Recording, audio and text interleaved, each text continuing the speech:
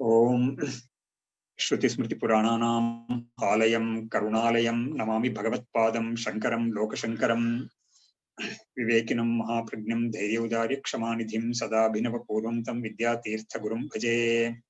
शंकारूपेण मच्चित्तं पङ्कीकृतमभूद्यया किङ्करीयस्य सामाया शंकराचार्यमाश्रये। प्रह्लादवरदो देवो यो नृसिंहः परो हरिः नृसिंहोपासकं नित्यं तं नृसिंहगुरुं भजे।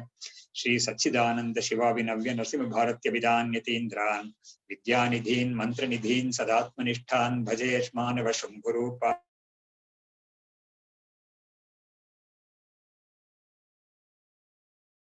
भारतीं विवेकिनं महाधैर्यौदार्य क्षमानिधिं सदाभिनवपूर्वं तं विद्यातीर्थगुरुं भजे। अज्ञानां जाह्नवीतीर्थं विद्यातीर्थं विवेकिनां सर्वेषां सुखदं तीर्थं भारतीतीर्थमाश्रये। विद्याविनय संपन्नं वीतरागं विवेकिनं वन्दे वेदान्त तत्त्वज्ञं वीरशेखर भारतीं। नमामि यामिनीनाथ लेखालंकृत कुन्तलां भवानीं भवसन्तापनिर्वापण सुधानदीं। नमः श्री शंकरानंद गुरुपादाम्बुजन्मने सविलास महामोह ग्राह ग्रासैक कर्मणे तत्पादाम्बुरुहद्वन्द्व सेवा निर्मल चेतसां सुखबोधाय तत्त्वस्य विवेकोऽयं विधीयते। ಇವಾಗ ಬ್ರಹ್ಮಾನಂದ ಅನ್ನೋ 11ನೇ ಅಧ್ಯಾಯ ನಾವು ಮಾಡ್ತಾ ಇದ್ದೀವಿ. ಅದರಲ್ಲಿ ಮೊದಲನೇ ಶ್ಲೋಕ ಓದ್ತೀನಿ.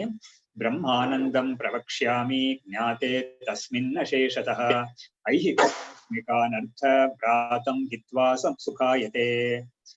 ಇವಾಗ ಈ ಬ್ರಹ್ಮಾನಂದ ಅನ್ನೋ ಚಾಪ್ಟರ್ ಅಲ್ಲಿ ಅವ್ರ ಮೊದಲು ಏನ್ ಹೇಳ್ತಾ ಇದ್ದಾರೆ, ಈ ಬ್ರಹ್ಮಾನಂದ ಅನ್ನೋದು ಯಾವುದು, ಎಂಥದ್ದದು, ಅದರ ಸ್ವರೂಪ ಏನು, ಅದನ್ನ ಹೊಂದಕ್ಕೆ ಏನ್ ನಾವು ಮಾಡ್ಬೇಕು ಅನ್ನೋದೆಲ್ಲ ಇಲ್ಲಿ ಹೇಳ್ತಾರೆ. ಈ ಚಾಪ್ಟರ್ ಅಲ್ಲಿ ತುಂಬಾ ದೀರ್ಘವಾಗಿ ವಿಸ್ತಾರವಾಗಿ ಹೇಳ್ತಾರೆ. ಅದನ್ನ ಹೊಂದಿದ್ರೆ ನಮ್ಗೆ ಏನ್ ಪ್ರಯೋಜನ ಅನ್ನೋದನ್ನ ಇಲ್ಲೇ ಹೇಳ್ತಾ ಇದ್ದಾರೆ. ಐಹಿಕ ಆಮುಷ್ಮಿಕ ಅನರ್ಥ ಭ್ರಾತಂ ಅಂದ್ರೆ ಈ ಲೋಕದಲ್ಲಿ ನಾವು ಪಡೆಯಬಹುದಾದ ಕಷ್ಟಗಳು ಅಥವಾ ಸಂಸಾರ, ಪರಲೋಕದಲ್ಲಿ ನಾವು ಹೋದ್ರು ಕೂಡ ಅದು ಸಂಸಾರನೇ. ಅದು ಯಾಕಂದ್ರೆ ಅದು ಪುಣ್ಯದಿಂದ ಹೋಗಿರ್ತೀವಿ, ಅಲ್ಲಿ ಕೂಡ ಅದು ಮುಗಿಯುತ್ತೆ, ಅವಾಗ ಸಂಸಾರ ಅನ್ನೋದೇ ಖಂಡಿತ ಅದು ಕೂಡ. ಹಾಗಾಗಿ ಆ ಎರಡೂ ರೀತಿಯಾದ ಸಂಸಾರವನ್ನು ಕೂಡ ನಾವು ದಾಟಿ ಬರ್ಬೋದು, ಮುಕ್ತಿಯನ್ನು ಹೊಂದಬಹುದು ಅನ್ನೋದನ್ನ ಇಲ್ಲಿ ಹೇಳಿದ್ರು.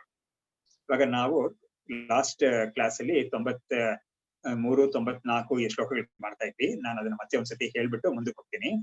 ಇವ್ರೇನ್ ಹೇಳ್ತಾ ಇದ್ದಾರೆ, ನಮ್ಗೆ ಯಾವುದೇ ಒಂದು ಅನುಭವ ಬರ್ಬೇಕಾದ್ರೂ ಕೂಡ ನಮ್ಗೆ ಶುದ್ಧ ಚೈತನ್ಯವಾಗೇ ನಾವಿದ್ರು ಕೂಡ ಈ ಶರೀರದ ಜೊತೆಗೆ ನಮ್ಗೆ ಒಂದು ಐಡೆಂಟಿಫಿಕೇಶನ್ ಬಂದ್ಬಿಟ್ಟಿದೆ. ಅಧ್ಯಾಸದಿಂದ ನಾನು ಈ ಶರೀರವೇ ಅಂತ ಒಂದು ಬಂದಿದೆ.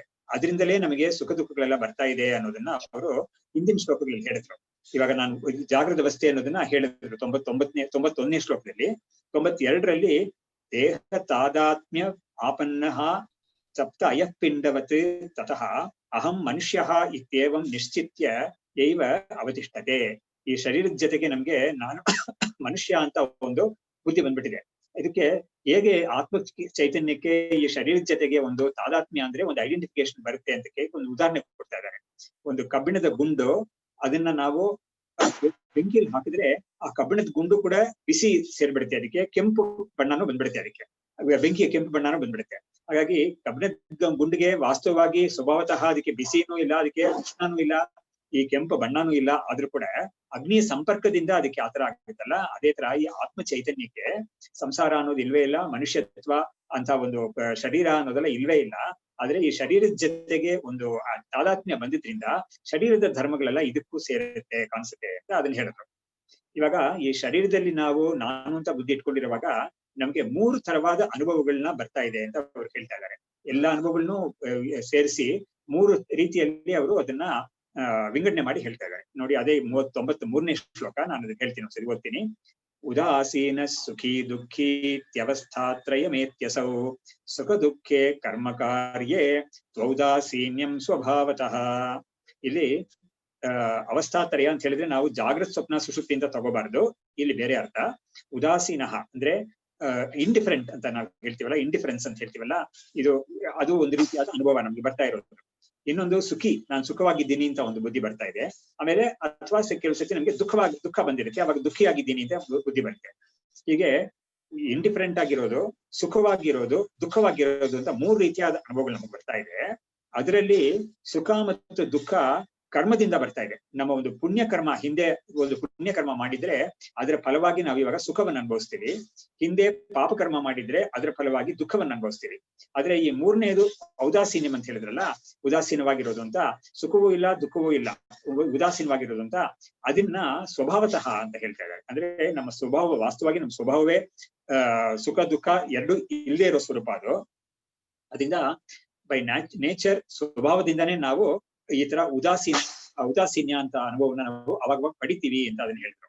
ಇವಾಗ the goal will be ultimately, ಈ ಸ್ವಭಾವತಃ ಅಂತ ಹೇಳಿದ್ರಲ್ಲ, ಅದು ನಮ್ಮ ನ್ಯಾಚುರಲ್ ಆಗೇ ನಮ್ಗೆ ಸ್ವಭಾವವಾಗಿ ಆಗುತ್ತೆ ಅಂತ ನಾವು ಅದಕ್ಕಾಗಿ ನಾವು ಪ್ರಯತ್ನ ಪಡ್ಬೇಕಾಗುತ್ತೆ. ಬಟ್ ಅದು ಆಮೇಲೆ ಹೇಳ್ತಾರಲ್ಲ. ಬಟ್ ಇವಾಗ ಇವ್ರು ಹೇಳಿದಿಷ್ಟೇನೆ, ಸುಖ ದುಃಖ ಎರಡು ಕೂಡ ಕರ್ಮದಿಂದ ಬರುತ್ತೆ.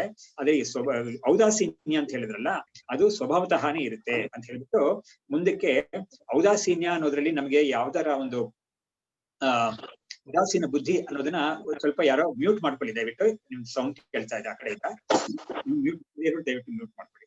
ಇವಾಗ ಔದಾಸೀನ್ಯ ಅಂತ ಹೇಳೋದನ್ನ ಹೇಗದು ಔದಾಸೀನ್ಯ ಅನ್ನೋದು ನಮ್ಗೆ ಇರುತ್ತೆ ಅನ್ನೋದನ್ನ ಸ್ವಲ್ಪ ಪ್ರತಿಪಾದನೆ ಮಾಡ್ತಾರೆ ಮುಂದಿನ ಶ್ಲೋಕಗಳಲ್ಲಿ. ಇವಾಗ ಸುಖ ದುಃಖ ಅನ್ನೋದನ್ನ ಎರಡನ್ನೂ ಮೊದಲನೇ ಲೈನ್ ನಲ್ಲಿ ಮುಂದಿನ ಶ್ಲೋಕದಲ್ಲಿ ಹೇಳ್ತಾ ಇದ್ದಾರೆ ನೋಡಿ.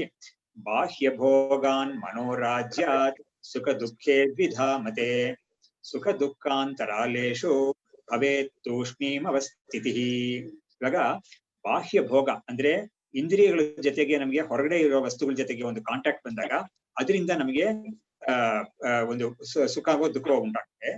ಅಥವಾ ಮನೋರಾಜ್ಯ, ಹೊರಗಡೆ ವಸ್ತುಗಳ ಸಂಪರ್ಕ ಯಾವುದೂ ಇಲ್ಲ, ಆದ್ರೆ ಮನಸ್ಸಲ್ಲಿ ನಾವು ಒಂದು ಕಲ್ಪನೆ ಮಾಡ್ಕೊಳ್ತಾ ಇದೀವಿ, ಒಂದು ರೆವೆರಿ ಅಂತ ಹೇಳ್ತಾರೆ ಇಂಗ್ಲಿಷ್ ಅಲ್ಲಿ, ಅಥವಾ ಒಂದು ಮನೋರಾಜ್ಯ ಕಟ್ತಾ ಇದೀವಿ, ಮನಸ್ಸಲ್ಲೇ ಒಂದು ಮಂಡಿಗೆ ತಿಂತಾನೆ ಅಂತೆಲ್ಲ ಹೇಳ್ತಾರಲ್ಲ. ಸೊ ಮನಸ್ಸಲ್ಲಿ ನಾವು ಯಾವ್ದಾವ್ದೋ ಒಂದು ಊರಿಗೆ ಹೋಗೋ ತರ ಒಂದು ಕಲ್ಪನೆ ಮಾಡ್ತೀವಿ, ಅಂತ ಕಡೆ ಹೋಗ್ಬಿಟ್ಟು ನಾವು ಯಾವ್ದೋ ಕೆಲವು ವಿಷಯಗಳನ್ನ ಅನುಭವಿಸೋ ತರ ಒಂದು ಕಲ್ಪನೆ ಮಾಡ್ಕೊಳ್ತಾ ಇದ್ದೀವಿ. ಸೊ ಇದು ನಿದ್ದೆ ಅಲ್ಲ, ಖಂಡಿತ ಕನಸು ಅಲ್ಲ. ಹಾಗಾಗಿ ಆ ತರ ಒಂದು ಮನೋಕಲ್ಪನೆ ಅಂತ ಒಂದಿದೆಯಲ್ಲ, ಅದು ಆ ಸಮಯದಲ್ಲಿ ನಮ್ಗೆ ಹೊರಗಡೆ ವಸ್ತುಗಳ ಜೊತೆಗೆ ಒಂದು ಕಾಂಟ್ಯಾಕ್ಟ್ ಇಲ್ಲ. ಹಾಗಾಗಿ ಅಂತ ಸಮಯದಲ್ಲಿ ನಮ್ಗೆ ಕೂಡ ಅದರಲ್ಲೂ ಕೂಡ ನಮ್ಗೆ ಸುಖ ಮತ್ತು ದುಃಖ ಬರ್ಬೋದು ಅಂತ ಹೇಳ್ಬಿಟ್ಟು, ಈ ಸುಖ ದುಃಖ ಅಂತ ಎರಡು ಹೇಳಿದ್ರಲ್ಲ, ಅದು ಎರಡು ಕೂಡ ಎರಡು ಗ್ರೂಪ್ ಆಗಿ ಹೇಳ್ಬೋದು. ಒಂದು ಗ್ರೂಪ್ ಸುಖ ದುಃಖ ಯಾವುದು, ನಮ್ಗೆ ಹೊರಗಡೆ ಇರೋ ವಸ್ತುಗಳ ಜೊತೆಗೆ ಸಂಪರ್ಕ ಆದಾಗ ನಮ್ಗೆ ಬರುತ್ತಲ್ಲ ಸುಖ ದುಃಖ, ಅದು ಒಂದ್ ಟೈಪ್. ಇನ್ನೊಂದು ಟೈಪ್ ಯಾವುದು, ಹೊರಗಡೆ ವಸ್ತುವಿನ ಸಂಪರ್ಕ ಇಲ್ಲದೇನೆ ಮನಸ್ಸಲ್ಲೇ ನಾವು ಕಲ್ಪನೆ ಮಾಡ್ಕೊಂಡಿರುವಾಗ ನಮ್ಗೆ ಬರುತ್ತಲ್ಲ ಅದು. ಇದು ಈ ತರ ಬರುತ್ತೆ. ಆದ್ರೆ ಇವು ಎರಡರಲ್ಲಿ ಮಧ್ಯೆ ಸುಖ ಬಂದು ದುಃಖ ಬರಕ್ ಮುಂಚೆ ಮಧ್ಯದಲ್ಲಿ ಕೆಲವು ಸತಿ ನಮ್ಗೆ ಒಂದು ತೂಷ್ಣೀಂ ಅವಸ್ಥಿತಿ, ಸುಖವೂ ಇಲ್ಲ ದುಃಖವೂ ಇಲ್ಲ ಅಂತ, ಎರಡೂ ಇಲ್ಲ ನನಗೆ ಅಂತ ಹೇಳ್ಬಿಟ್ಟು ನಾವು ಒಂದು ಸುಮ್ನೆ ಇರೋದು ಅಂತ, ಆ ಸುಮ್ನೆ ಇರೋದು ಅಂತ ಒಂದಿದೆಯಲ್ಲ ತೂಷ್ಣೀಂ ಅವಸ್ಥಿತಿ ಅಂತ, ಅದನ್ನೇ ಔದಾಸೀನ್ಯಂ ಅಂತ ಹೇಳಿದ್ರು. ಅದನ್ನ ಮುಂದಿನ ಶ್ಲೋಕದಲ್ಲಿ ಹೇಳ್ತಾ ಇದ್ರೆ ಹೇಗಿರುತ್ತೆ ಅದು ತೂಷ್ಣೀಂ ಅವಸ್ಥಿತಿ ಅಂದ್ರೆ, how can we understand that ಅಂತ ಕೇಳಿದ್ರೆ ಅದಕ್ಕೆ ಹೇಳ್ತಾ ಇದ್ದಾರೆ, ನ ಕಾಪಿ ಚಿಂತಾ ಮೇ ಅಸ್ತಿ ಅದ್ಯ ಸುಖಮಾಸ್ತಿ ಬ್ರುವನ್ ಔದಾಸೀನ್ಯೇ ನಿಜಾನಂದ ಭಾನಂ ಭಕ್ತ್ಯಖಿಲೋ ಜನಃ. ಇವಾಗ ನೋಡಿ, ಪ್ರತಿಯೊಬ್ಬರಿಗೂ ನಮಗೆ ಈ ತರ ಒಂದು ಅನುಭವ ಬಂದಿರುತ್ತೆ. ಅದು ಎಷ್ಟೇ ಕಷ್ಟದಲ್ಲಿರೋನ್ಗೂ ಕೂಡ ಮಧ್ಯದಲ್ಲಿ ಕೆಲವು ಸತಿ ಈ ತರ ಒಂದು ಅನುಭವ ಬರುತ್ತೆ. ಇದು ಏನು ಅಂತ ಹೇಳಿದ್ರೆ, ನ ಕಾಪಿ ಚಿಂತಾ ಮೇ ಅಸ್ತಿ ಅದ್ಯ, ಇವತ್ತು ನನಗೆ ಅಥವಾ ಇವಾಗ ನನಗೆ ಯಾವುದೇ ಚಿಂತೆಯೂ ಇಲ್ಲ. ಇವಾಗ ನೋಡಿ, ಕೆಲವು ಸತಿ ಒಂದು ವ್ಯಕ್ತಿ ಸಾಮಾನ್ಯವಾಗಿ ಒಳ್ಳೆ ಕೆಲಸ ಮಾಡಿರ್ತಾನೆ, ಚೆನ್ನಾಗಿ ಒಂದು 20-30 ವರ್ಷ ಚೆನ್ನಾಗಿ ದುಡ್ದಿರ್ತಾನೆ, ಎಲ್ಲ ಮಾಡಿರ್ತಾನೆ. ಆಮೇಲೆ ಅವ್ರ ಹೆಣ್ಮಕ್ಳೆಲ್ಲ ಮದುವೆ ಮಾಡ್ಕೊಟ್ಟಿರ್ತಾನೆ, ಗಂಡ್ ಮಕ್ಳಿಗೆಲ್ಲ ಚೆನ್ನಾಗಿ ಒಳ್ಳೊಳ್ಳೆ ಕೆಲಸ ಸೇರೋ ತರ ಒಂದು ಒಳ್ಳೆ ಅವ್ರಿಗೆಲ್ಲ ವಿದ್ಯೆ ಕೊಟ್ಟಿರ್ತಾನೆ, ಅವರು ಚೆನ್ನಾಗಿ ಸೆಟ್ಲ್ ಆಗಿರ್ತಾರೆ. ಅವಾಗ ಇವನಿಗೆ ಏನಪ್ಪಾ ಅಂತ ಕೇಳಿದ್ರೆ, ನನ್ಗೇನು ಪ್ರಾಬ್ಲಮ್ಸ್ ಇಲ್ಲ, ಇವಾಗ ಹೆಲ್ತ್ ಪ್ರಾಬ್ಲಮ್ ಏನು ಇಲ್ಲ ಅಂತ ಇಟ್ಕೊಳ್ಳೋಣ. ಅವಾಗ ಅವ್ನ್ ಏನ್ ಮಾಡ್ತಾನೆ, ನನ್ಗೆ ಮಕ್ಕಳೆಲ್ಲ ಒಬ್ಬೊಬ್ರು ಬೇರೆ ಬೇರೆ ಕಡೆ ಇದ್ದಾರೆ, ಒಬ್ಬೊಬ್ರ ಹತ್ರ ನಾನು 2 ತಿಂಗಳು ಇದ್ಬಿಟ್ಟು ಬರ್ತೀನಿ, ನಮ್ಗೆ ಹಾಯಾಗಿದ್ದೀವಿ ನಾವು ಅಂತ ಗಂಡ ಹೆಂಡತಿ ಇಬ್ರು ಹೇಳ್ತಾರೆ. ಇದು ನಾವು ತುಂಬಾ ಕೇಳ್ತೀವಿ, ಇದನ್ನ ಇವತ್ತು ಕೂಡ ಕೇಳ್ತೀವಿ ನಾವು. ಹಾಗಾಗಿ ಈ ತರ ಒಂದು ಅನುಭವ ನಮ್ಗೆ ಬಂದೇ ಬರುತ್ತೆ. ಅವ್ರಿಗೆ ಫೈನಾನ್ಸ್ ಪ್ರಾಬ್ಲಮ್ ಇಲ್ಲ, ಮೇಜರ್ ಹೆಲ್ತ್ ಪ್ರಾಬ್ಲಮ್ಸ್ ಏನಿಲ್ಲ, ಮಕ್ಕಳ ಕಡೆಯಿಂದ ಯಾವ್ದು ಪ್ರಾಬ್ಲಮ್ಸ್ ಇಲ್ಲ ಅವ್ರಿಗೆ. ಹಾಗಿರುವಾಗ ನ ಕಾಪಿ ಚಿಂತಾಮೇ ಅಸ್ತಿ ಅತ್ಯ, ನನಗೆ ಯಾವ ಚಿಂತೆನೂ ಇಲ್ಲ, ನನಗೆ ಇವತ್ತು ಸುಖ ಮಾಸೆ, ನಾನು ಸುಖವಾಗೇ ಇದ್ದೀನಿ ಇದಿ ಬ್ರುವನ್ ಈ ತರ ಹೇಳ್ತಾ, ಔದಾಸೀನ್ಯೇ ನಿಜಾನಂದ ಭಾನಂ ಭಕ್ತಿ ಅಖಿಲೋ ಜನಃ, ಈ ತರ ಒಂದು ಭಾವಕ್ಕೆ ಔದಾಸೀನ್ಯ ಅಂತ ಹೇಳಿದ್ರು. ಈ ಸಮಯದಲ್ಲಿ ನಮ್ಗೊಂದು ಸುಖ ಬರುತ್ತಲ್ಲ, ಇದು ನಿಜಾನಂದ ಭಾನ ಅಂತ ಹೇಳಿದ್ರು. ನಮ್ಮ ವಾಸ್ತವವಾಗಿ ಸ್ವರೂಪ, ಅದರ ಒಂದು ಆನಂದ ಇದೆಯಲ್ಲ, ಅದರ ಒಂದು ರಿಫ್ಲೆಕ್ಷನ್ ಇದು. ಅದರ ಒಂದು ರಿಫ್ಲೆಕ್ಷನ್, ಭಾನ ಅಷ್ಟೇನೆ, ಅದೇ ಸ್ವರೂಪ ಆನಂದನೇ ಅಂತ ಹೇಳಕ್ಕಾಗಲ್ಲ, ಆದ್ರೆ ಅದರ ಒಂದು ಛಾಯೆ, ದಯವಿಟ್ಟು ಮ್ಯೂಟ್ ಮಾಡ್ಕೊಳ್ಳಿ ನಿಮ್ ಕಡೆಯಲ್ಲಿ ಯಾರಾದ್ರೂ ಪ್ಲೀಸ್. ಇದನ್ನ ಭಕ್ತಿ ಅಖಿಲೋ ಜನ, ಅಥವಾ ಎಲ್ಲರಿಗೂ ಕೂಡ ಈ ತರ ಒಂದು ಅನುಭವ ಅನ್ನೋದು ಇರುತ್ತೆ ಅಂತ ಹೇಳಿ. ಇವಾಗ 96ನೇ ಶ್ಲೋಕ ನೋಡೋಣ. ಅಹಮಸ್ಮೀತ್ಯಹಂಕಾರ ಸಾಮಾನ್ಯಾಚ್ಛಾದಿತತ್ವತಃ ನಿಜಾನಂದೋ ನ ಮುಖ್ಯೋಯಂ ಕಿಂತ್ವಸೌ ತಸ್ಯ ವಾಸನಾ. ಈ ತರ ಒಂದು ಆನಂದ ಒಂದು ಬರುತ್ತಲ್ಲ, ನನ್ಗೇನು ಚಿಂತೆ ಇಲ್ಲ ಅಂತ ಒಂದು ಹೇಳುವಾಗ, ಈ ಆನಂದ ಅನ್ನೋದು ಅಹಮಸ್ಮೀತಿ ಅಹಂಕಾರ ಸಾಮಾನ್ಯಾತ್, ನಾನಿದ್ದೀನಿ ಅಂತ ಒಂದು ಅಹಂಕಾರ ಒಂದಿದೆಯಲ್ಲ, ಅದು ಜನರಲ್ ಆಗಿ ಅದು ಇದ್ದೇ ಇರುತ್ತೆ ಇದರಲ್ಲಿ. ಅದರಿಂದ ಇದರ ಒಂದು ಸಂಪರ್ಕ ಈ ಆನಂದಕ್ಕೆ ಬರೋದ್ರಿಂದ ಈ ಆನಂದವನ್ನ ನಾವು ನಿಜವಾದ ಶುದ್ಧವಾದ ಆನಂದ ಅಂತ ಹೇಳಕ್ ಬರೋದಿಲ್ಲ ಅಂತ ಹೇಳ್ತಾ ಇದ್ದಾರೆ. ನಿಜ ಈ ತರ ಒಂದು ಆನಂದ ನಮ್ಗೆ ಸಿಗ್ತಾ ಇದೆ ಅಂತ ಹೇಳಿದ್ರೆ, ನಾವು ಎಲ್ಲರೂ ಕೂಡ ಏನ್ ಮಾಡ್ಬೋದು, ಈ ತರ ಒಂದು ಸಿಚುವೇಶನ್ ಕ್ರಿಯೇಟ್ ಮಾಡ್ಕೋಬಹುದು. ಕ್ರಿಯೇಟ್ ಮಾಡ್ಕೊಂಡು ಅಂತ ಆನಂದವೇ ನಮ್ಗೆ ಶುದ್ಧವಾದ ನಿಜವಾದ ಆನಂದ ಅಂತ ಹೇಳ್ಬಿಟ್ಟು, ಮುಕ್ತಿಗೆ ಅದೇ ಜ್ಞಾನ, ಆ ಆನಂದದ ಜ್ಞಾನ ನಮ್ಗೆ ಬೇಕು ಅಂತ ಹೇಳ್ಬಿಟ್ಟು ನಾವು ಹೇಳ್ಬೋದಾಗಿತ್ತು. ಬಟ್ ಆತರ ಇಲ್ಲ ಸಿಚುವೇಶನ್. ಅದರಿಂದ ಇವರು ಇಲ್ಲಿ ಅದನ್ನ ಹೇಳ್ತಾ ಇದ್ದಾರೆ. ಅಹಮಸ್ಮೀತಿ ಅಹಂಕಾರ ಸಾಮಾನ್ಯಾತ್ ಆಚ್ಛಾದಿತ ಸ್ವತಃ, ಸಾಮಾನ್ಯ ಆಚ್ಛಾದಿತ ಸ್ವತಃ ನಿಜಾನಂದೋ ನ ಮುಖ್ಯೋಯಂ ಕಿಂತು ಅಸೌ ತಸ್ಯ ವಾಸನಾ. ಇದು ನಮ್ಗೆ ಈ ತರ ಒಂದು ಆನಂದ ಬರ್ತಾ ಇದೆಯಲ್ಲ, ಇದೊಂದು ವಾಸನಾನಂದ ಅಂತ ಹೇಳಿದ್ರು. ಈ ವಾಸನಾನಂದ ಅನ್ನೋದು ನಮಗೆ ಹಿಂದೆ ಕೂಡ ಒಂದೆರಡು ಸತಿ ಹೇಳಿದ್ದಾರೆ ಅವರು. ಏನೋ ಮಲಗಕ್ಕೆ ಹೋಗಕ್ ಮುಂಚೆ ನಾವು ಒಂದು ಪ್ರಿಪರೇಷನ್ಸ್ ಎಲ್ಲ ಮಾಡ್ಕೊಳ್ತೀವಲ್ವಾ, ಅವಾಗ ನಿದ್ದೆ ಮಾಡಕ್ ಮುಂಚೆನೂ ನಮ್ಗೆ ಒಂದು ಆನಂದ ಸಿಗುತ್ತೆ. ಆಮೇಲೆ ನಿದ್ದೆ ಮಾಡಿ ಎದ್ದ ಮೇಲೆ ಕೂಡ ನಮ್ಗೆ ತಕ್ಷಣ ಸ್ವಲ್ಪ ಹೊತ್ತಿಗೆ ಆನಂದ ಲಿಂಗರ್ ಆಗ್ತಾ ಇರುತ್ತೆ. ಇದನ್ನೆಲ್ಲ ಕೂಡ ವಾಸನ ಅಂತ ಹೇಳಿದ್ದವರು. ಸೊ ಇವಾಗ ಇಲ್ಲಿ ಈ ವಾಸನಾನಂದನೇ ಇದ್ದು, ಅದರಿಂದ ಈ ಔದಾಸೀನ್ಯ ಅಂತ ಒಂದು ಹೇಳಿದ್ರಲ್ಲ, ಹಗಲೊತ್ತಲೇನೆ ಜಾಗೃತ ಅವಸ್ಥೆಯಲ್ಲೇನೆ ನಮ್ಗೆ ಸುಖನೂ ಇಲ್ಲ ದುಃಖನೂ ಇಲ್ಲ ಅಂತ ಒಂದು ಸ್ಥಿತಿ ಇರುತ್ತಲ್ಲ, ಅದು ಒಂದು ನಮ್ಮ ಸ್ವರೂಪ ಆನಂದದ ಒಂದು ವಾಸನೆ ಅಷ್ಟೇನೆ ಇದು ಅಂತ ಹೇಳಿದ್ರು. ಇವಾಗ ಮುಂದಿನ ಶ್ಲೋಕ ನೋಡಿ, 97ನೇ ಶ್ಲೋಕ. ನೀರ ಪೂರಿತ ಭಾಂಡಸ್ಯ ಬಾಹ್ಯೇ ಶೈತ್ಯಂ ನ ತಜ್ಜಲಂ ಕಿಂತು ನೀರ ಗುಣಸ್ಥೇನ ನೀರ ಸತ್ತಾನುಮೀಯತೆ. ನೋಡಿ, ಇದಕ್ಕೊಂದು ಉದಾಹರಣೆ ಕೊಡ್ತಾ ಇದ್ದಾರೆ.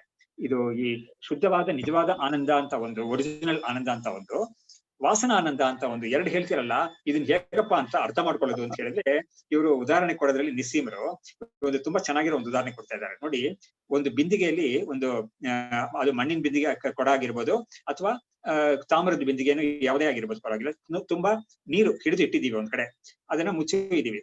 ಇವಾಗ ನಾವು ಹೊರಗಡೆಯಿಂದ ಈ ಕೊಡವನ್ನ ನಾವು ಕೈಯಿಂದ ಮುಟ್ಟಿದ್ರೆ ನಮ್ಗೊಂದು ಶೈತ್ಯ ಸಿಗುತ್ತೆ, ನಮ್ಗೆ ಒಂದು ಚಿಲ್ ಅಂತ ಒಂದು ಫೀಲಿಂಗ್ ಬರುತ್ತೆ, ನಮ್ಗೆ ಒಂದು ತಣ್ಣಗೆ ಇರುವ ಒಂದು ಅನುಭವ ನಮ್ಗೆ ಬರುತ್ತೆ.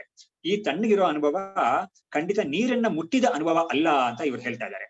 ಯಾತಕ್ಕೆ ಅಂತ ಹೇಳಿದ್ರೆ, ನೀರನ್ನೇ ನಾವು ಡೈರೆಕ್ಟ್ ಆಗಿ ಮುಟ್ಟಿದ್ರೆ ನಮ್ಗೆ ಏನಾಗ್ತಾ ಇತ್ತು, ಕೈ ಒದ್ದೆ ಆಗ್ತಾ ಇತ್ತು. ಆದ್ರೆ ಈ ಕೊಡದ ಹೊರಗಡೆ ನಾವು ಮುಟ್ತಾ ಇದ್ದೀವಿ, ಅದರಿಂದ ಕೊಡದು ಹೊರಗಡೆ ಮುಟ್ತಾ ಇರೋದ್ರಿಂದ ನಮ್ಗೆ ಶೈತ್ಯ ಮಾತ್ರ ಅನುಭವಕ್ಕೆ ಬರ್ತಾ ಇದೆ, ಅದ್ರ ಜೊತೆಗೆ ಒದ್ದೆ ಅನ್ನೋದು ಕೂಡ ಆಗ್ತಾ ಇಲ್ಲ. ಇದರಿಂದ ನಮ್ಗೆ ತಿಳ್ಕೊಬಹುದು, ಒಳಗಡೆ ಇರೋ ನೀರಿನ ಒಂದು ನಿಜವಾದ ಒಂದು ಶೈತ್ಯ ಅಂತ ಓದಿದ್ಯಲ್ಲ, ಅದು ಬೇರೆ, ಯಾಕಂದ್ರೆ ಅದು ಒದ್ದೆ ಸಮೇತ ಬರ್ತಾ ಇರುತ್ತೆ. ಆದ್ರೆ ಇದು ಹೊರಗಡೆ ಇರೋದು ನಾವು ಮುಟ್ಟಿ, ಆ ಪಾತ್ರೆಯನ್ನ ಹೊರಗಡೆ ಮುಟ್ಟಿ ನಮ್ಗೆ ಒಂದು ತಣ್ಣಗಾಗ್ತಾ ಇದೆಯಲ್ಲ, ಇದು ಒದ್ದೆ ಏನೂ ಆಗ್ತಾ ಇಲ್ಲ. ಅದರಿಂದ ಇದು ನಿಜವಾದ ನೀರಿನ ಒಂದು ಡೈರೆಕ್ಟ್ ಆಗಿ ನೇರಾಗಿರೋ ಒಂದು ಸ್ವಭಾವ ಅಲ್ಲ ಇದು ಅಂತ ಹೇಳ್ಬಿಟ್ಟು ಎರಡು ರೀತಿಯಾಗೂ ನಮ್ಗೆ ಗೊತ್ತಾಗುತ್ತೆ. ಅವಾಗ ಇದು ಉದಾಹರಣೆ ನಮ್ಗೆ ಯಾವುದು, ಈ ವಾಸನಾನಂದ ಅನ್ನೋದಕ್ಕೂ ನಿಜಾನಂದ, ನಿಜವಾದ ನಮ್ಮ ಸ್ವರೂಪದ ಆನಂದ ಅನ್ನೋದಕ್ಕೂ ಡಿಫ್ರೆನ್ಸ್ ಇದೆ ಅಂತ ಹೇಳಿದ್ರು. ಅಂದ್ರೆ ಏನ್ ಡಿಫ್ರೆನ್ಸ್ ಟು ರಿಕಾಲ್ ಅಗೇನ್, ನಮ್ಮ ಸ್ವರೂಪ ಆನಂದ ಅಂತ ಇದೆಯಲ್ಲ, ಅದರಲ್ಲಿ ಅಹಂಕಾರ ಇರೋದಿಲ್ಲ.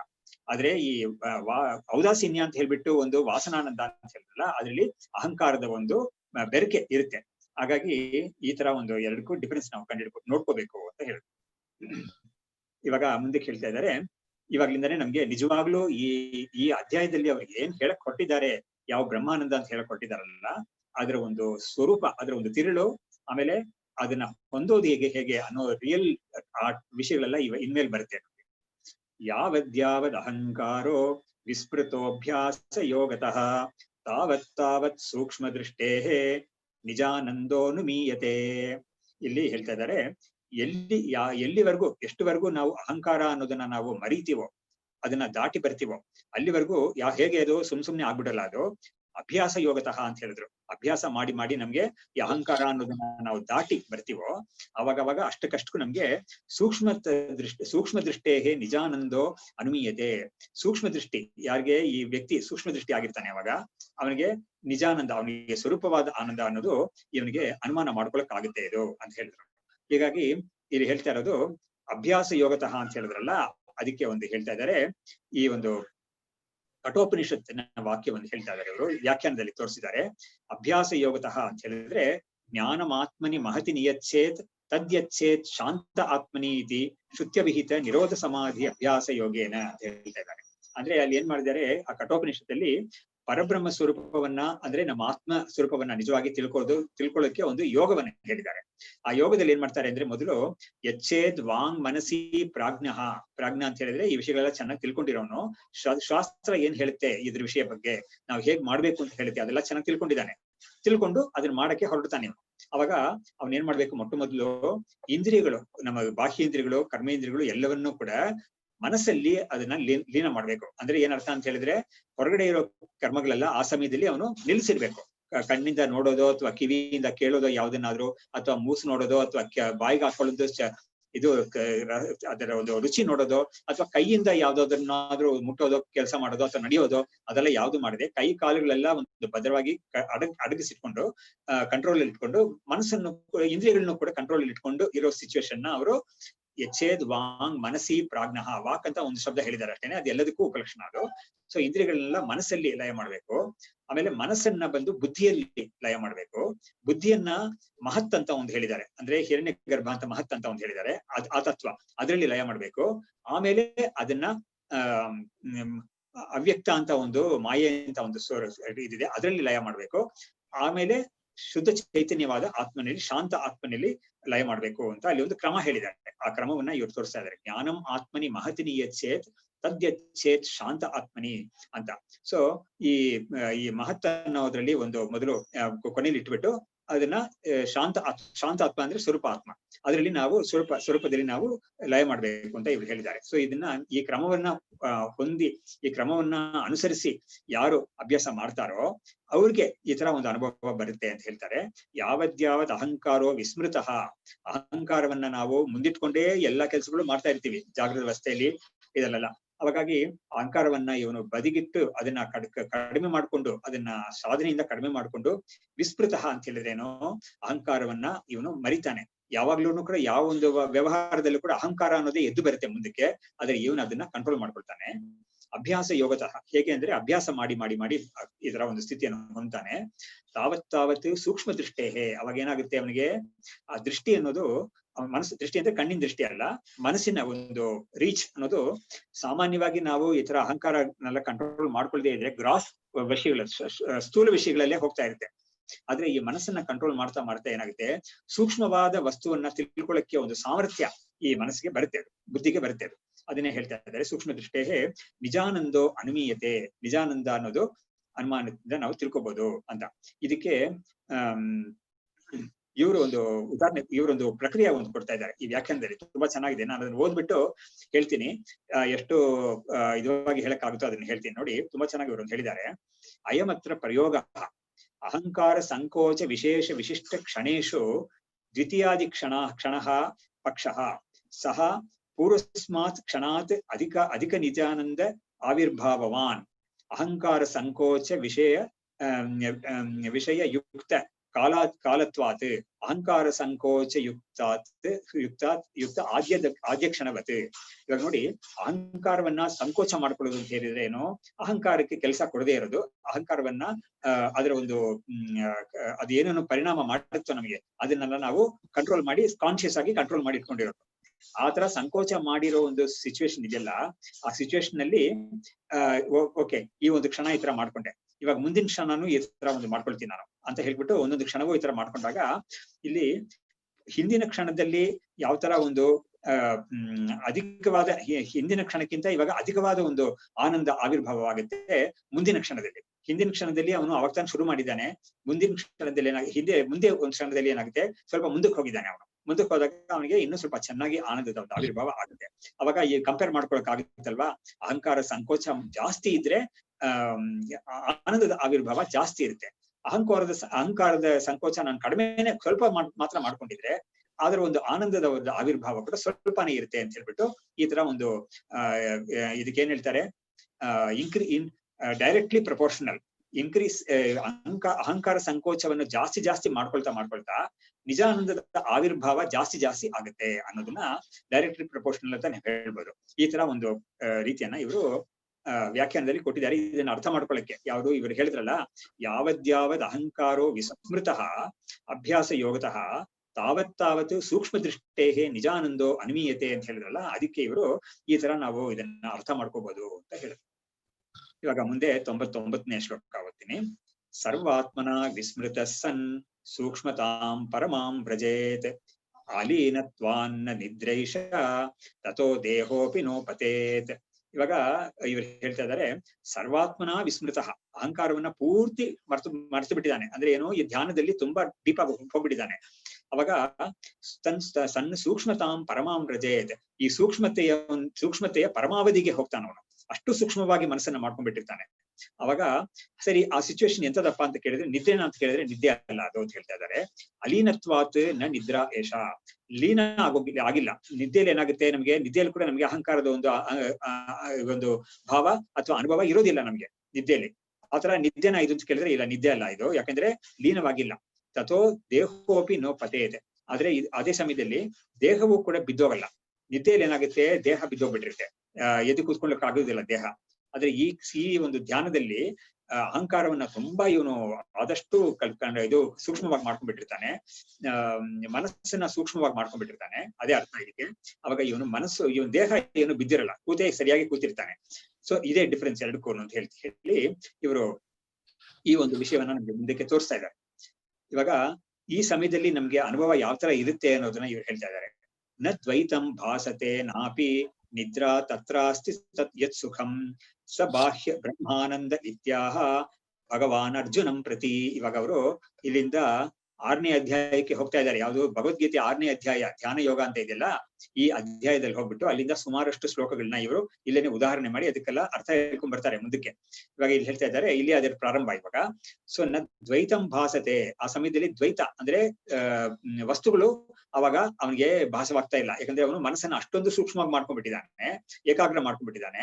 ಅದರಿಂದ ನಾನು ಈ ವಸ್ತುವನ್ನ ನೋಡ್ತಾ ಇದ್ದೀನಿ, ಇನ್ನೊಂದು ವಸ್ತುವನ್ನ ಕೇಳ್ತಾ ಇದ್ದೀನಿ ಕಿವಿಯಿಂದ, ಇನ್ನೊಂದು ವಸ್ತುವನ್ನ ನಾನು ನನಗೆ ಯಾವ್ದು ಗಂಧ ವಾಸನೆ ಬರ್ತಾ ಇದೆ ಅಂತ ಸಿಚುವೇಶನ್ ಎಲ್ಲ ದಾಟಿ ಬಂದಿದ್ದಾನೆ ಈ ಒಂದು ಧ್ಯಾನದಲ್ಲಿ. ದ್ವೈತಂ ಭಾಸತೆ ನಾಪಿ ನಿದ್ರಾ, ಇದು ನಿದ್ದೆನೂ ಅಲ್ಲ ಇದು. ತತ್ರ ಅಸ್ತಿ ಯತ್ ಸುಖಂ, ಆ ಸಮಯದಲ್ಲಿ ಯಾವ ಒಂದು ಸುಖದ ಅನುಭವ ಏನಿಗೆ ಆಗುತ್ತೋ ಸ ಬ್ರಹ್ಮಾನಂದ, ಅದು ಬ್ರಹ್ಮಾನಂದವೇ ಅದು ಅಂತ ಕೃಷ್ಣ ಅರ್ಜುನನಿಗೆ ಹೇಳಿದ್ದಾನೆ ಅಂತ. ಸರಿ, ಅದು ಏನ್ ಹೇಳಿದ್ದಾನೆ ಅದರ ವಿಷಯ ಅಲ್ಲ, ಇವಾಗ ಮುಂದಕ್ಕೆ ಕೆಲವು ಶ್ಲೋಕಗಳಲ್ಲಿ ಅವರು ಹೇಳ್ತಾರೆ. ಶನೈರುಪರಮೇತ್ ಬುದ್ಧ್ಯಾ ಧೃತಿಗೃಹೀತಯ ಆತ್ಮ ಸಂಸ್ಥಂ ಮನಃ ಕೃತ್ವಾ ನ ಕಿಂಚಿದಪಿ ಚಿಂತಯೇತ್. ಶನೈರುಪರಮೇತ್, ಈ ಒಂದು ಅಹಂಕಾರವನ್ನ ನಾವು ಕಡಿಮೆ ಮಾಡ್ಕೊಂಡು ಮನಸ್ಸನ್ನ ನಾವು ಏಕಾಗ್ರತೆ ಮಾಡ್ಕೊಳ್ತೀವಲ್ಲ, ಅದು ಏಕ್ದಮ್ ಮಾಡ್ಕೊಂಡ್ಬಿಡಕ್ಕಾಗಲ್ಲ, ಮಾಡ್ಕೊಳ್ಳಬಾರದು.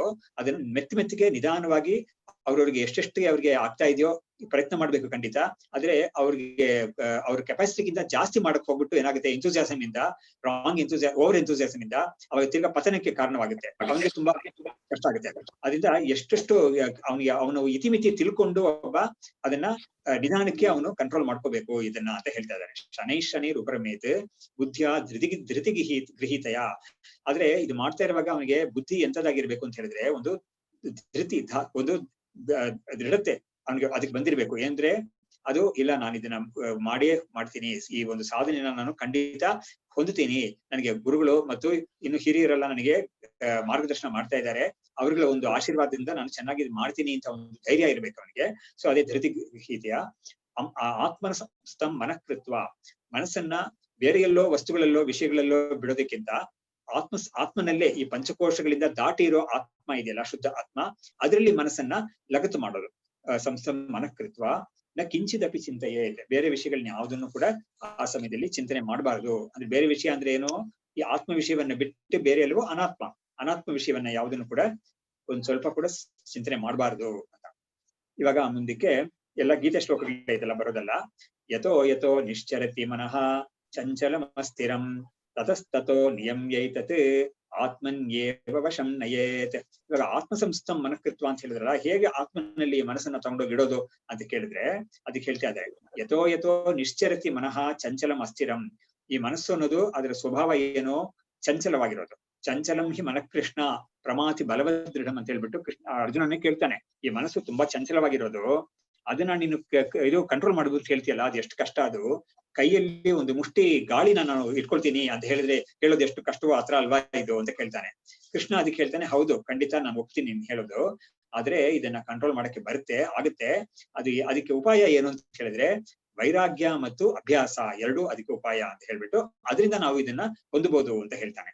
ಹಾಗಾಗಿ ಇಲ್ಲಿ ಹೇಳ್ತಾ ಇದ್ದಾರೆ ಮನಸ್ಸು ಚಂಚಲವಾಗಿರೋದು, ಅಸ್ಥಿರವಾಗಿರೋದು, ಅದನ್ನ ನಾವು ಈ ಒಂದು ಉಪಾಯದಿಂದ ಅದನ್ನ ನಾವು ಎಲ್ಲೆಲ್ಲಿ ಅದು ಯಾವ್ಯಾವ ಒಂದು